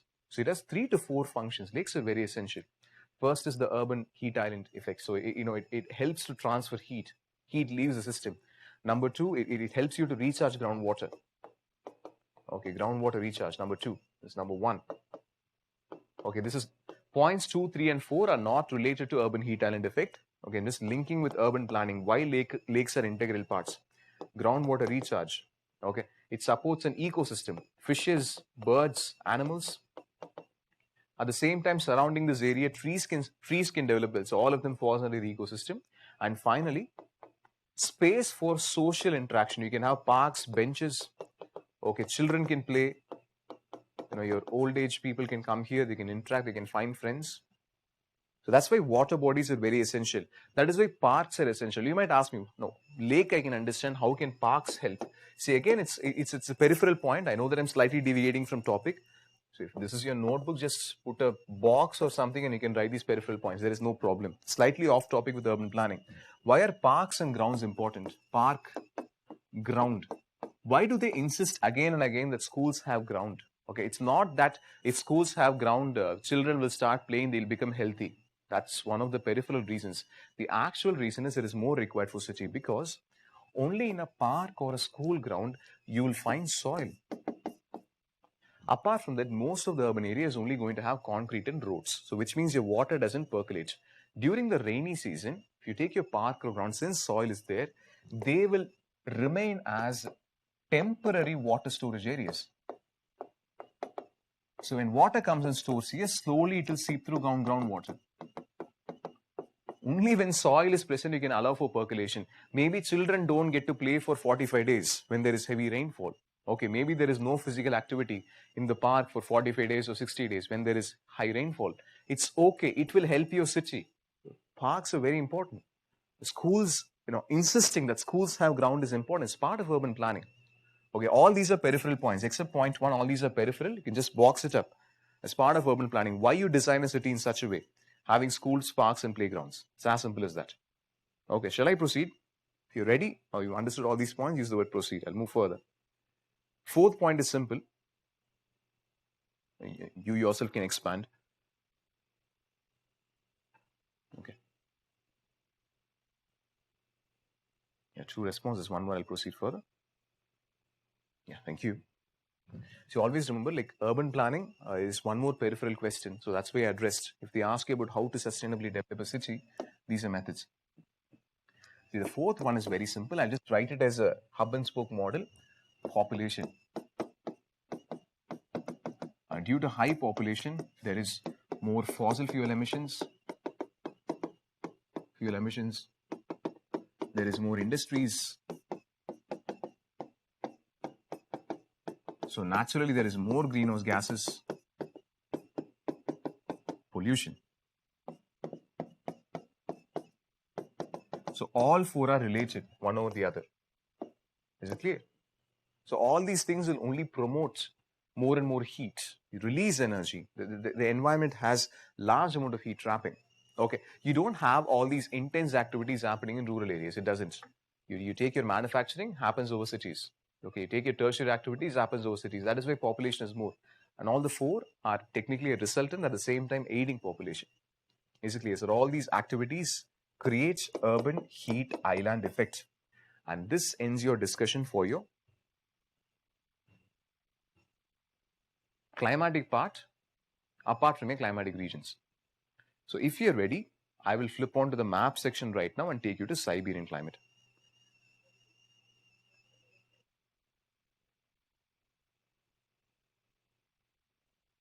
Done. Thank you. So now we have how much more? Just to refresh. So these are remaining: Siberian, tropical marine, monsoon, China, Laurentian, polar. See, these two climatic regions, polar climates, and then your marine climate will not take much time. I'll repeat once again so that you remember and you insist also. See, monsoon climate you will learn in detail when it comes to India. Monsoon climate, please don't read in Gocheng Leong. Okay, there will be a chapter, they will specify both monsoon and marine climate. Marine climate is very simple. This doesn't really take much time. Monsoon climate, one complete class will be for Indian monsoon. Okay, it's technically South Asian monsoon. We will learn in detail for India. So this is for Indian geography class. That is why I'm not teaching. Not teaching means it will be taught later by Indian geography faculty. So right now, 35 to 40. We can finish this and we can finish this. That is feasible. I think after that, if we open for doubts, it should be correct. So right now it is for Siberian climate. Okay. So next class, climatic regions will maximum take 1 hour. Okay. We can definitely enter geomorphology. Right. I'm looking for Siberia.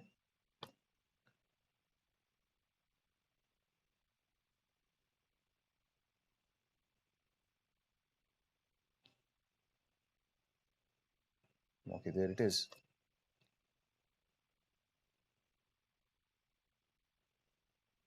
No, that's for steppe. There it is. Moscow. Okay. Siberian climate.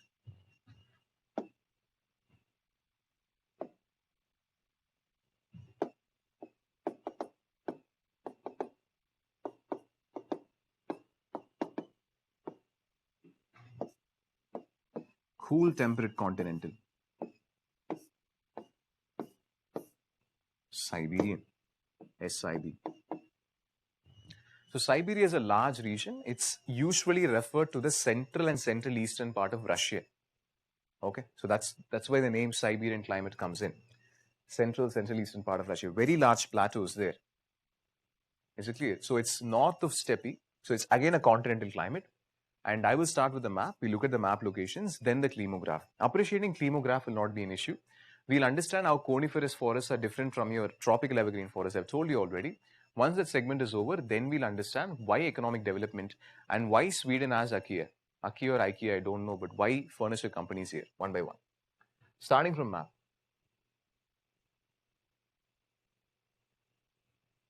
This is the first climate I'm introducing with one speciality. I think, yeah, this is the first one. This climate is not found in the southern hemisphere. Look closely. Okay, that's one speciality. Only 2 climatic regions are not found in the southern hemisphere. It's not there. Not present south of equator. Okay. Why? Because land is not there. Is it clear? So it is spread over 2 continents of your North America. Of course, it's 3 technically. North America and then your Eurasia. So let me highlight the countries which you're familiar with.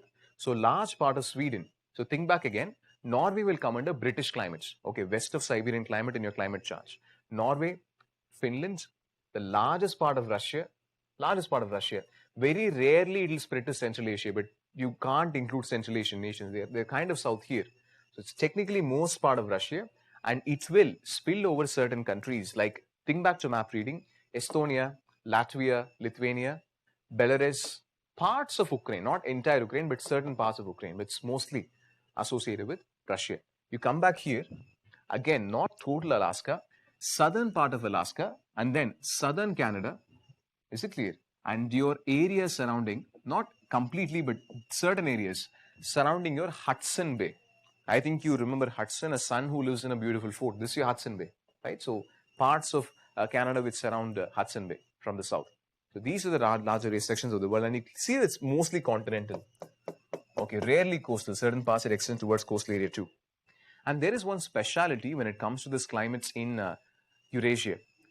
This is the largest biome in the world. Biome, Siberia. Now, I know that environment classes may not have started, but the idea is this. Biome is a very large ecosystem. Very, very large ecosystem. And you can see it is consistently spreading over the entire continent. Okay, that's why we say it's a large biome. Usually what will happen is the climatic regions will get broken, the ecosystems will get broken. Even if it is a desert, the desert won't be as extensive. Even if you take Sahara, for example. Now, Sahara is limited only to northern portion of Africa, but you can clearly see the expanse. It's very, very big over Russia. So largest biome in the world. Point 1, present only in northern hemisphere. Point 2, largest biome in the world, present in Siberia. Now we are going to look at the climograph. Okay, so let's talk about the climograph. Climograph will not surprise you, I believe, because you've seen it several times in savanna and steppe. A certain pattern will get repeated. Okay, surprising climograph will get only in tropical marine. See, first of all, do not think that rainfall is high. Precipitation is actually low. The reason why you have a bar graph is they've actually increased the x-axis. Okay, you compare with other climographs, the scale would be like 13, 15. Okay, so that is why you'll have difference. So there is variation in scale. That is why it seems to be higher. No, it's not high. Immediately you see high precipitation. Is it clear? The first point you need to understand, the temperature is, average temperature is extremely low. In most locations in your Siberian climate, the average temperature can be as low as 10 degrees Celsius. Why mean temperature is low? Because you're very, very far away from the equator. So, climograph. Mean temperature is very, very low. Mean temperatures are very low. Okay, as you're very far away from equator. Because far away from equator, in one batch, when student was consistently asking, they are saying that in Moscow, 16 degrees high temperature. It actually is. Moscow will rarely see temperatures of 16 and 18. 22 degrees Celsius in Moscow is a heat wave. People will die. Okay, just like we cannot survive in those cold, harsh conditions, Moscowites cannot survive 20 or 25 degrees Celsius. They will literally die. They'll burn. Meaning makes sense. So their average temperatures are very, very low. Approximately, you're talking about 10 degrees. Okay, usually lower. Number 2, range of temperature is high. And I've established this already. It is there in your notes. Why is range of temperature high? With increase in altitude, naturally it happens. Summer seems to be a proper summer. Look at the summer temperature. It's still only 70 degree Fahrenheit. That's not very high. Okay, 0 degrees Celsius is your 32 degree Fahrenheit, right? You take your 36 degrees Celsius, 36 degrees, 37 degrees, that's 98, 99 degrees Fahrenheit. You're somewhere between 15 and 16 again. So that's your highest temperature you can reach during summer. Winter, you can clearly see it falls below a zero. It's a 20 degree Fahrenheit. It's much, much lower. So the range of temperature is very, very high. Is it clear? Both are simply a result of increase in latitude. And point to be noted, precipitation. It's not that you will not have rainfall, but compared to your other climatic regions, this is very, very far away in. Okay, even British climate has good moderation of sea. But since the most of the climatic region is vastly interior, precipitation, there is snowfall dominating over rainfall. This will be a crucial point in understanding adaptation of the next plant species. Snowfall begins to dominate over rainfall. Okay. So once you've taken down these aspects, let me know. I'll proceed further.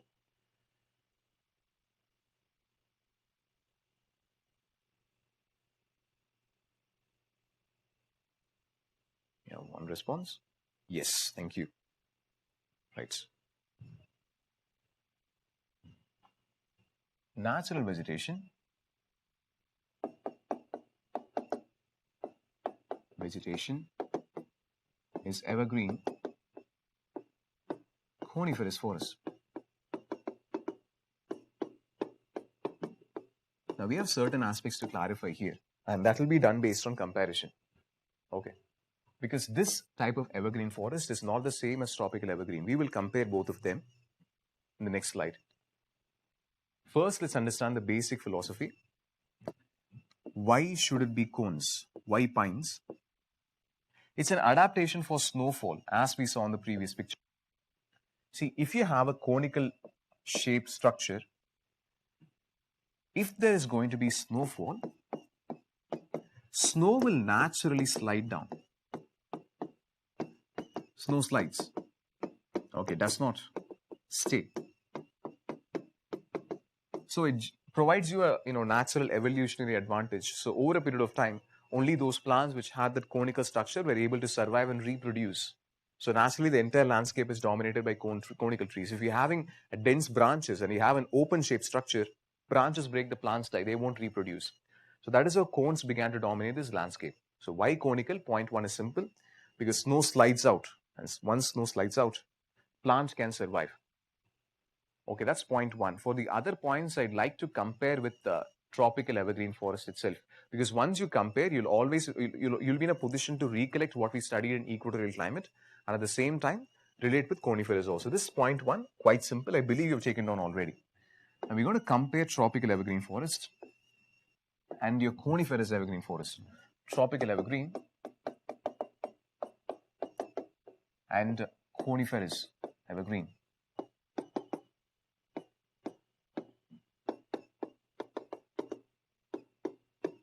Now, let's understand the meaning of evergreen here.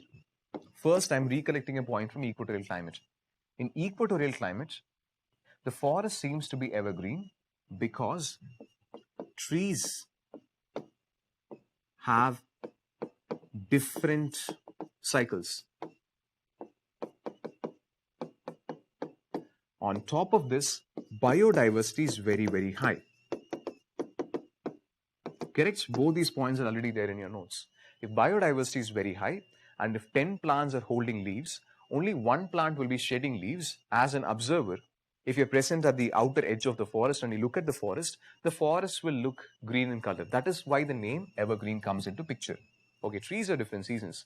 Point to be noted here, plants will, or trees will shed leaves. Will shed leaves. That's what I'm again and again insisting. A tree sheds, one sheds, 9 of them, 10 of them remain with leaves, then naturally forest will look evergreen. Now here, point one, the trees do not shed leaves. Do not shed leaves. Clarity here. What do you mean by, what do you mean when you say that it doesn't shed leaves? Does it mean if a leaf is present over a plant, it is going to stay there for 150 years or as long as the tree dies? No, that is not the meaning. It means there is no seasonal shedding. It means no seasonal shedding. It won't be shedding it every single year. No, like every 6 months, every single year there is an autumn season, nothing like that. Coniferous forests don't do that. Don't do that. If a leaf is present, the leaf will continue to live over the tree for close to 3 to 4 years. Okay. By the time the leaf has already exhausted its capacity, fine. For replacing the leaf, the second leaf would have already grown beneath the original leaf. So when the leaf falls, okay, the second leaf is already ready. So there is no seasonal shedding. That is what you mean when you say they do not shed leaves. So technically, they will always have leaves. Leaves are always present. There is a replacement. If a first leaf falls, the second leaf is always there. That is why the name evergreen. So basic difference is this. A coniferous evergreen forest does not shed leaves seasonally. An equatorial evergreen forest will shed leaves seasonally. Fine. Now deriving points 2. Biodiversity is very, very high in equator. Here, biodiversity is very less. Is very, very less. Okay. For acres and acres of forest areas, you'll find only a certain species of pine dominating. Is it clear? Certain species. The first and second point are related. It's fine. Just let me know whether I can go into point 3, because now we are going into economic development, and that's closely related to botany also. Botany not bindradinga. Nothing botany. Botany, I will say the word. Topic will be simple only. Assume I give you 100 crore. I'm asking you to start furniture business. Both area forest there. Will you start in equatorial forest? Option 1. Will you start in coniferous forest? Option 2. Give answer. 1 or 2? The 1 1 2 2 1 2 2 1 2. Okay, fine. 50% are saying it's coniferous and 50% are saying equatorial. Now I will explain why coniferous forest is better, and I think you'll be in a position to understand. This is a better option. Okay, whoever chooses this, there is a very good chance you will make profit. And I will compare the developmental aspects of different countries also. We'll take it one by one. Economic development related to that.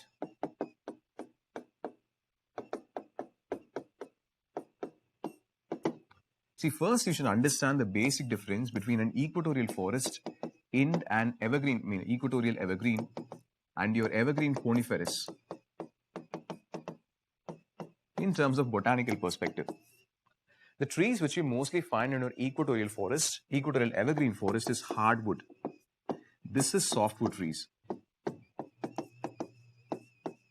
Now please note, hardwood and softwood, we are not talking about the density alone. Hardwood and softwood is mostly to do with what type of plant you are. Hardwood means you'll mostly have flowering plants. And softwood, non-flowering plants, gymnosperms.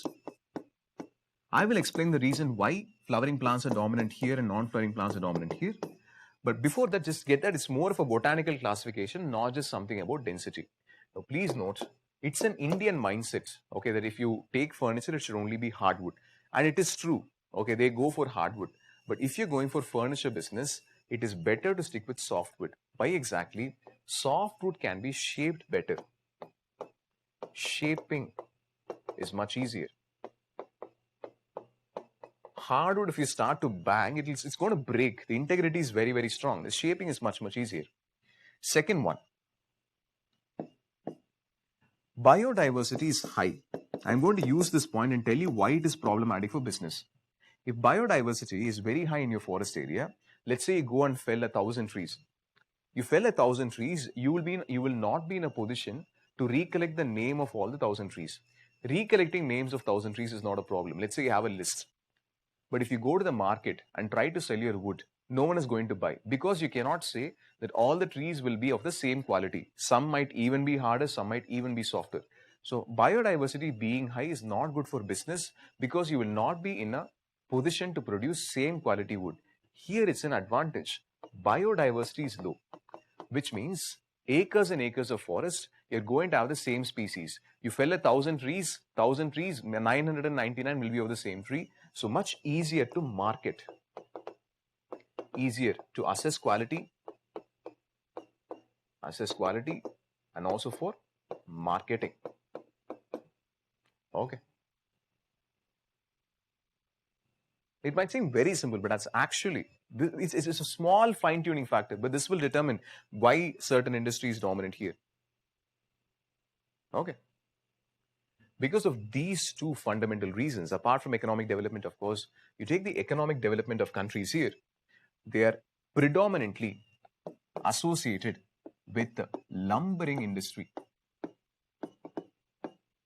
Lumbering industry. Okay. Now, lumbering is not the same as logging. I will explain lumbering and then come back to that. Lumbering is more of a broad area where you can use wood for several factors. For example, I think you've taken down. Shall I proceed? Just holding back. Lumbering. Yeah. Right. Okay, thank you. So when we say lumbering, we've already exhausted. We are talking about wood which can be used for furniture. Okay, you can talk about wood being used for paper boards, right? Talk about matchsticks. See, the usage is enormous. Okay, you are talking about an industry which is very expansive and is trying to associate with several aspects of wood. That is why the countries Sweden, Finland are world leaders when it comes to furniture manufacture. See, I'll tell you how big the company is. The company grows its own forest area, people. Okay, reverse engineering in business. It's Ambani's advice. Whenever you do business, you go back to the most original component. So if you own a furniture company, you should produce your own wood. That is the right business strategy. So they have forest areas, okay, for producing their own furniture. They produce trees for cutting, for felling. Meaning makes sense. That is why these two countries are better. Let me draw the line with one more set of countries. You will remember, in your equatorial climate, these are two countries is Cameroon. Remember, map reading. Central African Republic. And I would have insisted for these two countries, logging is the major industry. Think back again, logging is simply to do with cutting your trees, just felling trees, just providing raw material. Okay, and this is not a very good avail, what do you call, an advisable business, not an advisable business, because this is not going to fetch you a lot of money in the market. You're just felling trees. Okay, so most of them is usually processed by China, not useful at all. Meaning makes sense. But in spite of the disadvantages, you can ask me, why do these two countries go for logging? Poverty. There is not much of economic activity. They either go for logging or, it's countries in this region, equatorial climate. You take Cameroon, you take your Congo, Democratic Republic of Congo, Gabon. If not logging, you'll find mining industry. There is very poor governance to facilitate it. So two different worlds, two different industries. Okay, and this is a highly paid industry. Per capita income is very high. Okay, once your PCI goes up, economic development will go up. So these two are major industries in these countries. I think you're able to link and contrast between these two regions. Is it clear? There is one more associated industry, and I think you'll immediately understand once I write the word. I'll write it here. Okay, fur, apparel. Because you find, even though biodiversity is less, again, biodiversity is less, but good number of foxes, good number of bears, okay, which you can hunt. There are several environmental organizations which again say that hunting and trapping of animals should be prevented. But at the end of the day, there is demand for apparel for your winter season, and winter is very, very harsh. So grizzly bear, foxes, doesn't really matter. IKEA means company. Company. It's not a country, it's a company. Okay, it's a furniture company.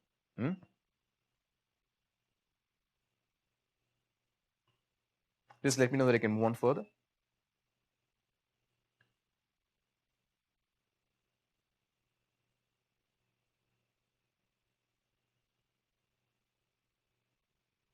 Just one more point, that's it.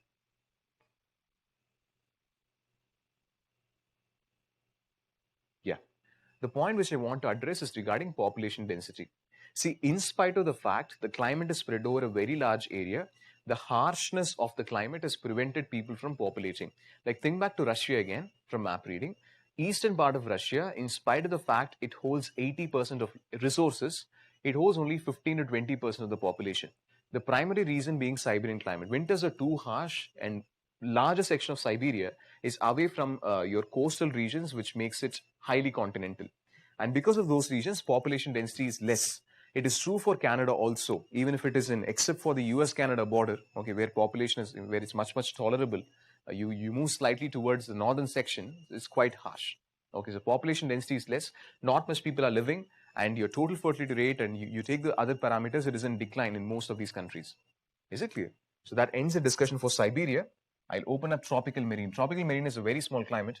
Okay, just take few minutes, because only one aspect I'm going to introduce. Everything else you learn under monsoon. Tropical marine.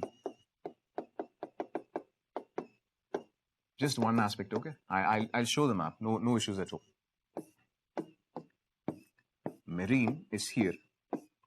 We won't be discussing natural vegetation in general, okay, because that you learn under India. Right, that's the basic idea. Tropical marine, right there. See how many climatic regions we've seen and how many different parts of the world we have traveled. You see that climate is the parameter. The map reading will make much sense. Now, this is done. So is this. Marine is right there, yes. Okay, my map is, climograph is here. Fine, let me start from this. Okay, because this is an interesting climograph. Rainfall throughout the year. Again, one more time, third time. Fur apparel.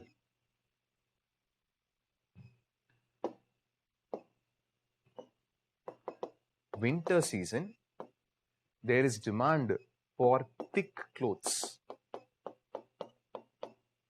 Correct? Right? So if you want thick clothes, what do? You hunt animals like bears, like foxes. Okay, de-skin them. Take out their flesh and just take out their fur and convert the fur into something which is wearable. That is the meaning of apparel. Is this clear? Fur, apparel industry, dressing, clothing. Yeah, that's all. Apparel. Now, this is the third climatic region which we are seeing where there is rainfall throughout the year. The first climatic region was your equatorial climate. Okay, second was your British climate, and this third one is called as tropical marine. And yes, of course, during your, see, again, don't tell me that the winter rainfall is more. No, we are looking at this place. It's in Australia, Cairns. So Australia, June, July, and August will be winter season. Summer season, there is more rainfall. Look at the climograph right there. There is decrease in temperature. Winter season, rainfall is definitely less. In summer season, there is a maximum. But you get rainfall throughout the year. Why exactly? Let's go to the map section. Everything will get clarified. You just need to understand one fundamental concept. First, I'll tell you where not to look. Where not to look. Tropical monsoon climate. South Asia, parts of Indochina Peninsula, certain parts of Australia. Forget this. Okay, you learn this under monsoon. Not our concern right now. We are concerned about this. Tropical marine climate, the red color. Okay, so this is present in parts of Brazil, the eastern coast, the parts which are to the eastern side of Brazilian highlands, northern parts of Guyana, Suriname, and parts of Colombia. Larger section of your Central American countries. Remember, Honda Car, Nicaragua, El Salvador, and all that. The Caribbean islands, Jamaica, Cuba, okay, and Haiti and Dominican Republic. So those countries come under tropical marine climate. And of course, the eastern part of Australia, Madagascar, and larger section of eastern coast of Africa. So this is technically a tropical marine climate present on the eastern margin. Now, why exactly is that? To understand tropical marine climate, we're just going to contrast it with the western margin climate. Deserts. I'll use black color. See here?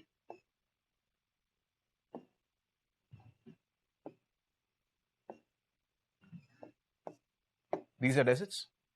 Why did we have deserts in the first place? The reason was simple. Deserts experienced offshore trade winds. I'm going to draw the trade winds diagram in black color arrow. See what happens? trade winds, trade winds.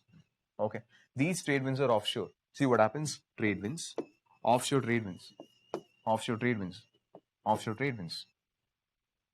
Now, same trade winds, if I draw on the eastern side, see what happens? Trade wind,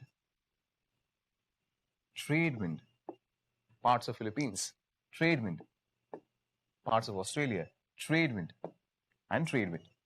See, when you draw it on the eastern side, the same trade winds which were offshore, I think you remember, winds are moving from land to sea. They become onshore.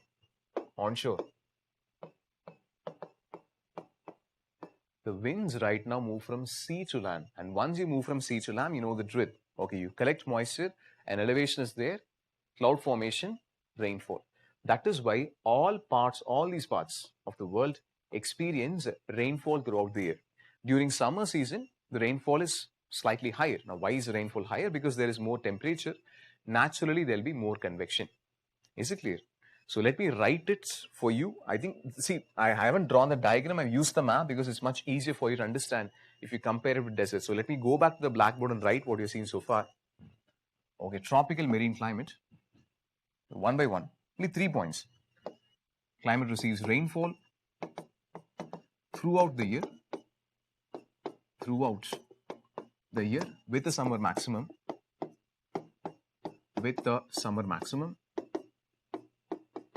Right? Point 2. Permanent influence of westerlies. That was British climate. This is permanent influence of trade winds.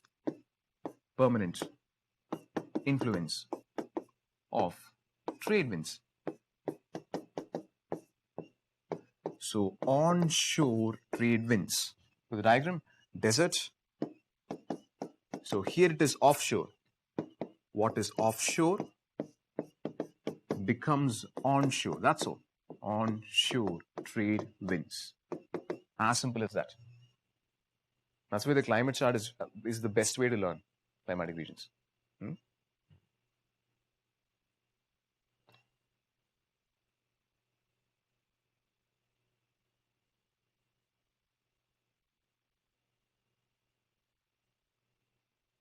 I use the word finish if you're ready.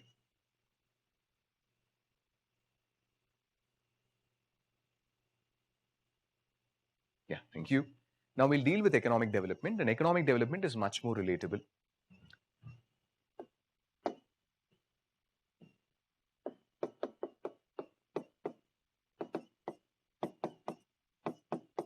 See, economic development in this case is mostly climate related. Okay, it's not a non-climatic factor, because in other parts of the world we stress the difference, isn't it? I didn't stress it in Siberia because lumbering and killing animals and then extracting fur, it's again a result of climate. Here again, it's mostly climatic factors. Why? It's in a tropical region, so temperature is high. Do I have rainfall? Yes, rainfall is good. Rainfall is present throughout the year. So if these two factors are present, naturally plantations will be present. Plantation agriculture. That is why Central America, Caribbean, I think you remember Central America, Caribbean nations. You have tobacco, you had sugarcane plantations. You take Brazil. See, eastern part of Brazil is elevated. Here you have coffee plantations. There is a difference. We saw soya plantations. Soya plantations in which climate, if you remember? We saw it under savanna climate. Savanna climate was the one which was extending to larger parts of Brazil. And central section was not really a high plateau region. Eastern part of Brazil comes under Brazilian highlands. So with the elevation, coffee plantations do occur. Parts of Brazil, parts of Colombia also. Very small portion of Colombia. And Colombia, yes, it is a major coffee producer from the South American perspective. Okay, you go to East Africa, countries like Kenya, Tanzania, again, okay, the areas which are elevated, Kenya, Tanzania. I might have linked this with Kenya, Ethiopia. Might have linked this with savanna climate again, but still, parts in which there is elevation, you get tea and coffee. Tea, coffee. So plantation agriculture continues to dominate this tropical region again, because there is demand, industrial monoculture, same crop over thousands and thousands of acres. Okay, so that ends the discussion for your tropical marine climate. And if I start with China, will not be in a position to, at least even the basic idea will not be positioned to wrap it up. So once you're finished, use the word finished. Okay, then if any slide request is there, see, hold on, even slides, I think I'll send it through Telegram. If queries are there, you raise your hand, I'll ask him to enable. Slides, will send it through Telegram. Okay, this one, I'll save it properly and then send it to you. Fine, so if any queries are there, please raise your hand. Others can leave. Thank you. Next class, I'll finish climatology and start with geomorphology. Hopefully, next weekend. Hopefully, I get a class. Okay. Others can leave. Yes, thank you. Thank you. 16 slider. Explain again. Okay. Slides, I will send it through Telegram. I'll ask the academic coordinator to send. I can save this. 16 is this. Okay, I'll repeat it. You should be, this is just orographic rainfall. Repeat this again. Wind system moving towards the mountain. Mountain will be in a position to block the wind system and force the wind system to move up. Just recollecting, there's nothing new to explain. Air parcel is forced vertically up. So there is work done. Because there is work done, energy is lost. Okay, work done, which means molecules will begin to move away from each other. There is adiabatic expansion. You have this in your notes already in desert climates. Okay, if possible, you can look at it again. I'm repeating. Adiabatic expansion. Energy declines. If energy declines, temperature goes down. So adiabatic cooling. When adiabatic cooling is there, cloud formation will be there. There is rainfall. Okay. Once you lose moisture, you come out to the other side. Here you will experience adiabatic compression because at the top of the mountain, pressure is less.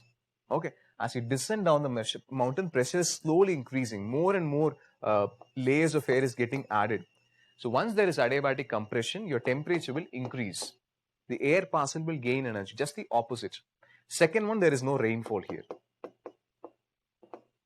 Right. So that's why we say this wind is dry. Dry because moisture is lost on the windward side. Why it is warm? Because there is adiabatic compression. Warm, dry wind. Leeward side of a mountain. See, any more questions? Please raise your hand. It'll be much, much easier for you. Oh, you lost connectivity. Fine. Ramesh Bishnoi. In Australia, which plantation? Ramesh, I'm not aware. Okay, Australian, in northern part of Australia, I'm really not aware of a specific type of plantation. I will let you know, like, in case, because Australia is more of a mining oriented. I think we've seen it in map reading, more of mining oriented. That's the largest industry, supported with tourism. Okay, I'm not aware of large scale plantations in Australia. If I come to know, I'll definitely let you know. Okay, Berg wind, which region? South Africa. Okay, it's in southern portion of Africa. Fine. Yes. Main Telegram channel, August 23rd batch. Berg wind, South Africa. Hand raise irka. Any doubt is there? Please raise your hand. I'll let you know. Yeah, that is one.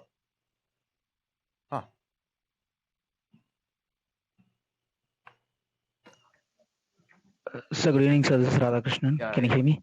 Yeah. Go ahead. Yeah, thanks for the session, sir. Actually, I have one doubt. Like you told, downward draft occurs because of the frictional drag. Yeah. So can you explain about that frictional drag? And one more thing, you told like gust front. Yeah. What do you mean by front? I lost connectivity at that time. Like you told like boundary between air masses and cold. I don't know about that. One confirmation I want. Were you present in the previous temperate cyclone class by any chance? Frontogenesis? Yes, sir. I was present. Yeah, so you know what a front is, right? No, sir, not a part of that. I just have to revise that one. Okay, fine. See, front is, first I'll deal with front. Front is simply a boundary, that's all. So if you have a very large area of warm air, the warm air, you can identify something called as a warm air mass by understanding that there is a boundary. See, if temperature is going to be high in a certain area, you will feel that if you travel for 50 kilometers or 100 kilometers, temperature is going to decline after a point of time. But there will be a sudden change. Yes or no? You get the idea? So the sudden change is the region which is called as the front. So you take one side of the front, in this entire segment, the temperature will be high. You'll only have warm air. On the other side of the front, the entire section will have cold air. So when you say the word front, there is this sudden change in temperature and moisture characteristics. So that is what when you mean by a front. So just a few meters on either side of the front, the character will be totally different. Simply means the front. That's why I said front is a boundary of separation of an air and its surrounding environment. Gusty front is a special word which is used for associated with thunderstorms.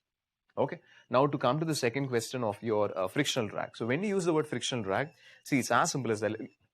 Visualize this pen being dropped. I hope I catch it.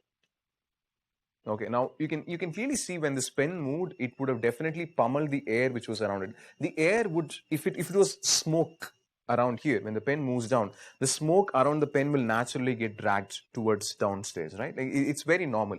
Now, the pen is quite small compared to a large surface area where it can raindrops and then ice crystals. So, when a large number of them rain down, the air around them will get sucked downward. They just move down. Is it clear? So when they move down, naturally it's displacement. Like I'm standing here. If I move here, this place is not vacant, right? Actually, air has tried to occupy the space. Similar to that, if I move here, again, air will try to come and occupy the space. So when you create a frictional drag and all the air surrounding the water droplets descend down, to occupy this space, air from outside the cloud is going to enter in. So this will become a consistent flow if rainfall is quite big. So this is called as downdraft and frictional drag. I believe you were able to relate to it. So these are the two questions which were asked. Okay.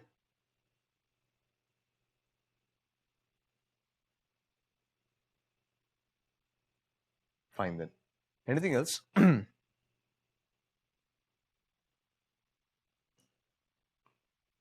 Okay, Archana, I'll tell that. Recommend to coordinators the creation of students' Telegram channel with each batch to help with note collection and peer support. Okay, I'll convey the information for sure.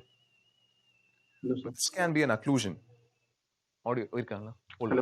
Hello? Yeah, go ahead. Yeah, so with respect to the third stage of this thunder formation, so how does the cloud actually get smaller, sir? Is it with the rain, or how does it actually get smaller? See, you can understand it two ways. Let me take this slide, extra slide. Wait. See, it's a system. Updraft adds moisture. Downdraft removes moisture.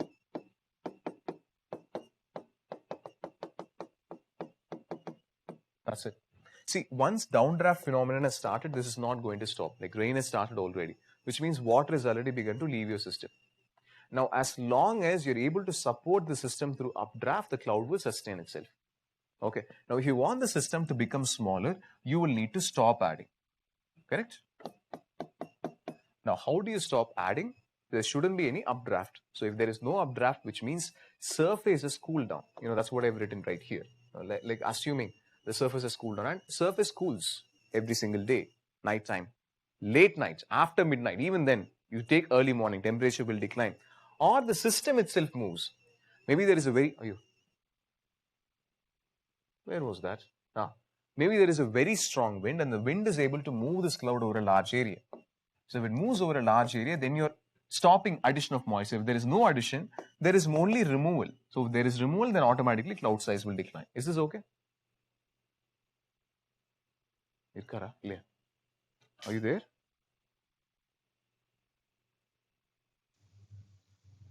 Yes, sir. Yes, sir. Yes, fine. sir. Thank you. Yeah, sure. But this can be an occlusion. But occlusion, two air masses conflicting, rotation, and only then warm air masses getting uplifted. Here you're talking about this vertical upward and vertical downward movement. Here occlusion is not possible. Okay, so it's not possible. Name of mountain range that results in Chinook. Rocky Mountains. Rocky Mountains. Okay, that is what is responsible for both Chinook and Santa Ana. Since phone is at leeward side, but in Mistral, Harmattan, Berg, and Buran winds, why didn't you tell any mountain?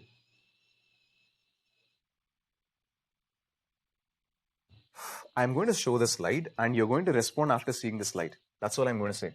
You should respond right now. I'm going to the slide. Now you better respond. I want an answer. CIAN 2088964. Look at what I've written carefully. Only first three winds are phone winds, which means only these three can have, mountains. Other 5 and 6 mountains are not required at all. Okay. How to draw climograph in exam? Don't be very particular. Example, if you want to put monsoon climate, that's all. Rainfall is high. Okay, that's it. Equatorial climate, British climate, rainfall, month. Person who's correcting paper, okay, rainfall throughout the year, that's all. Take 3 seconds, not beyond that. Draw like this. Okay. Okay, 20888964. Fine.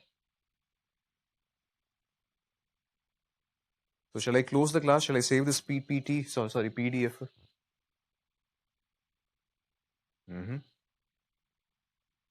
Okay, one request is creating a Telegram group, right? A peer group or something, fine. Yeah, that's one problem. Like when you're in a classroom, you can share notes, you can interact. That's missing in an online session. I do get it. That is a problem.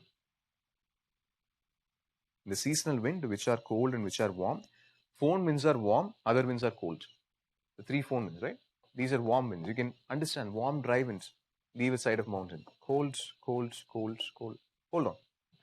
Harmattan is a dry, dusty wind. Syracuse cold. Berg is warm, distance down the mountain. So these 3 are warm, Berg is warm. Thank you.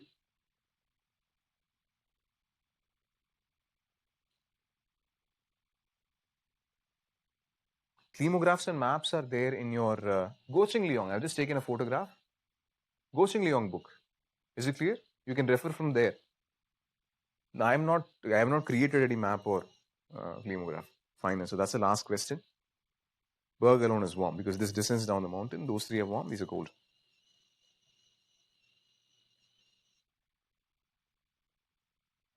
So, okay, fine. So okay, fine. So I am closing the class. Let me save the presentation and then close. Okay. Thank you, people. Take care. Hopefully see you next weekend. Hopefully. Because I want to start with geomorphology. It's been some time. Take care. Let me save this first.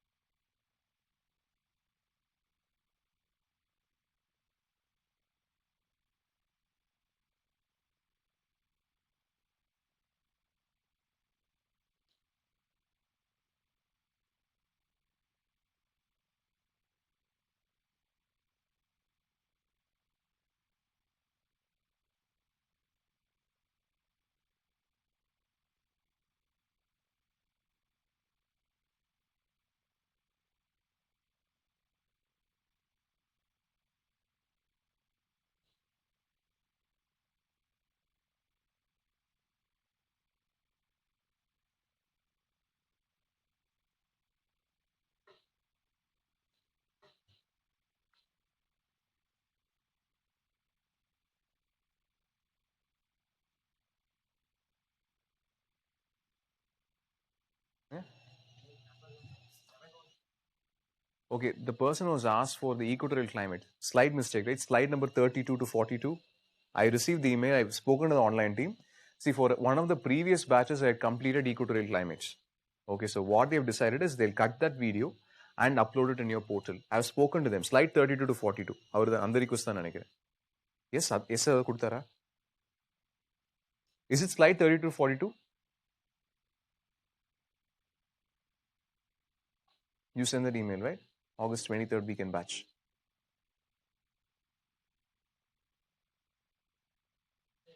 Yeah, email. I've seen the email. I've told them which portion you should take from batch, the previous batch also. It will be shared through portal. Equatorial climate, yes. You dealt with it. So 1 or 2 days. Okay. Thank you.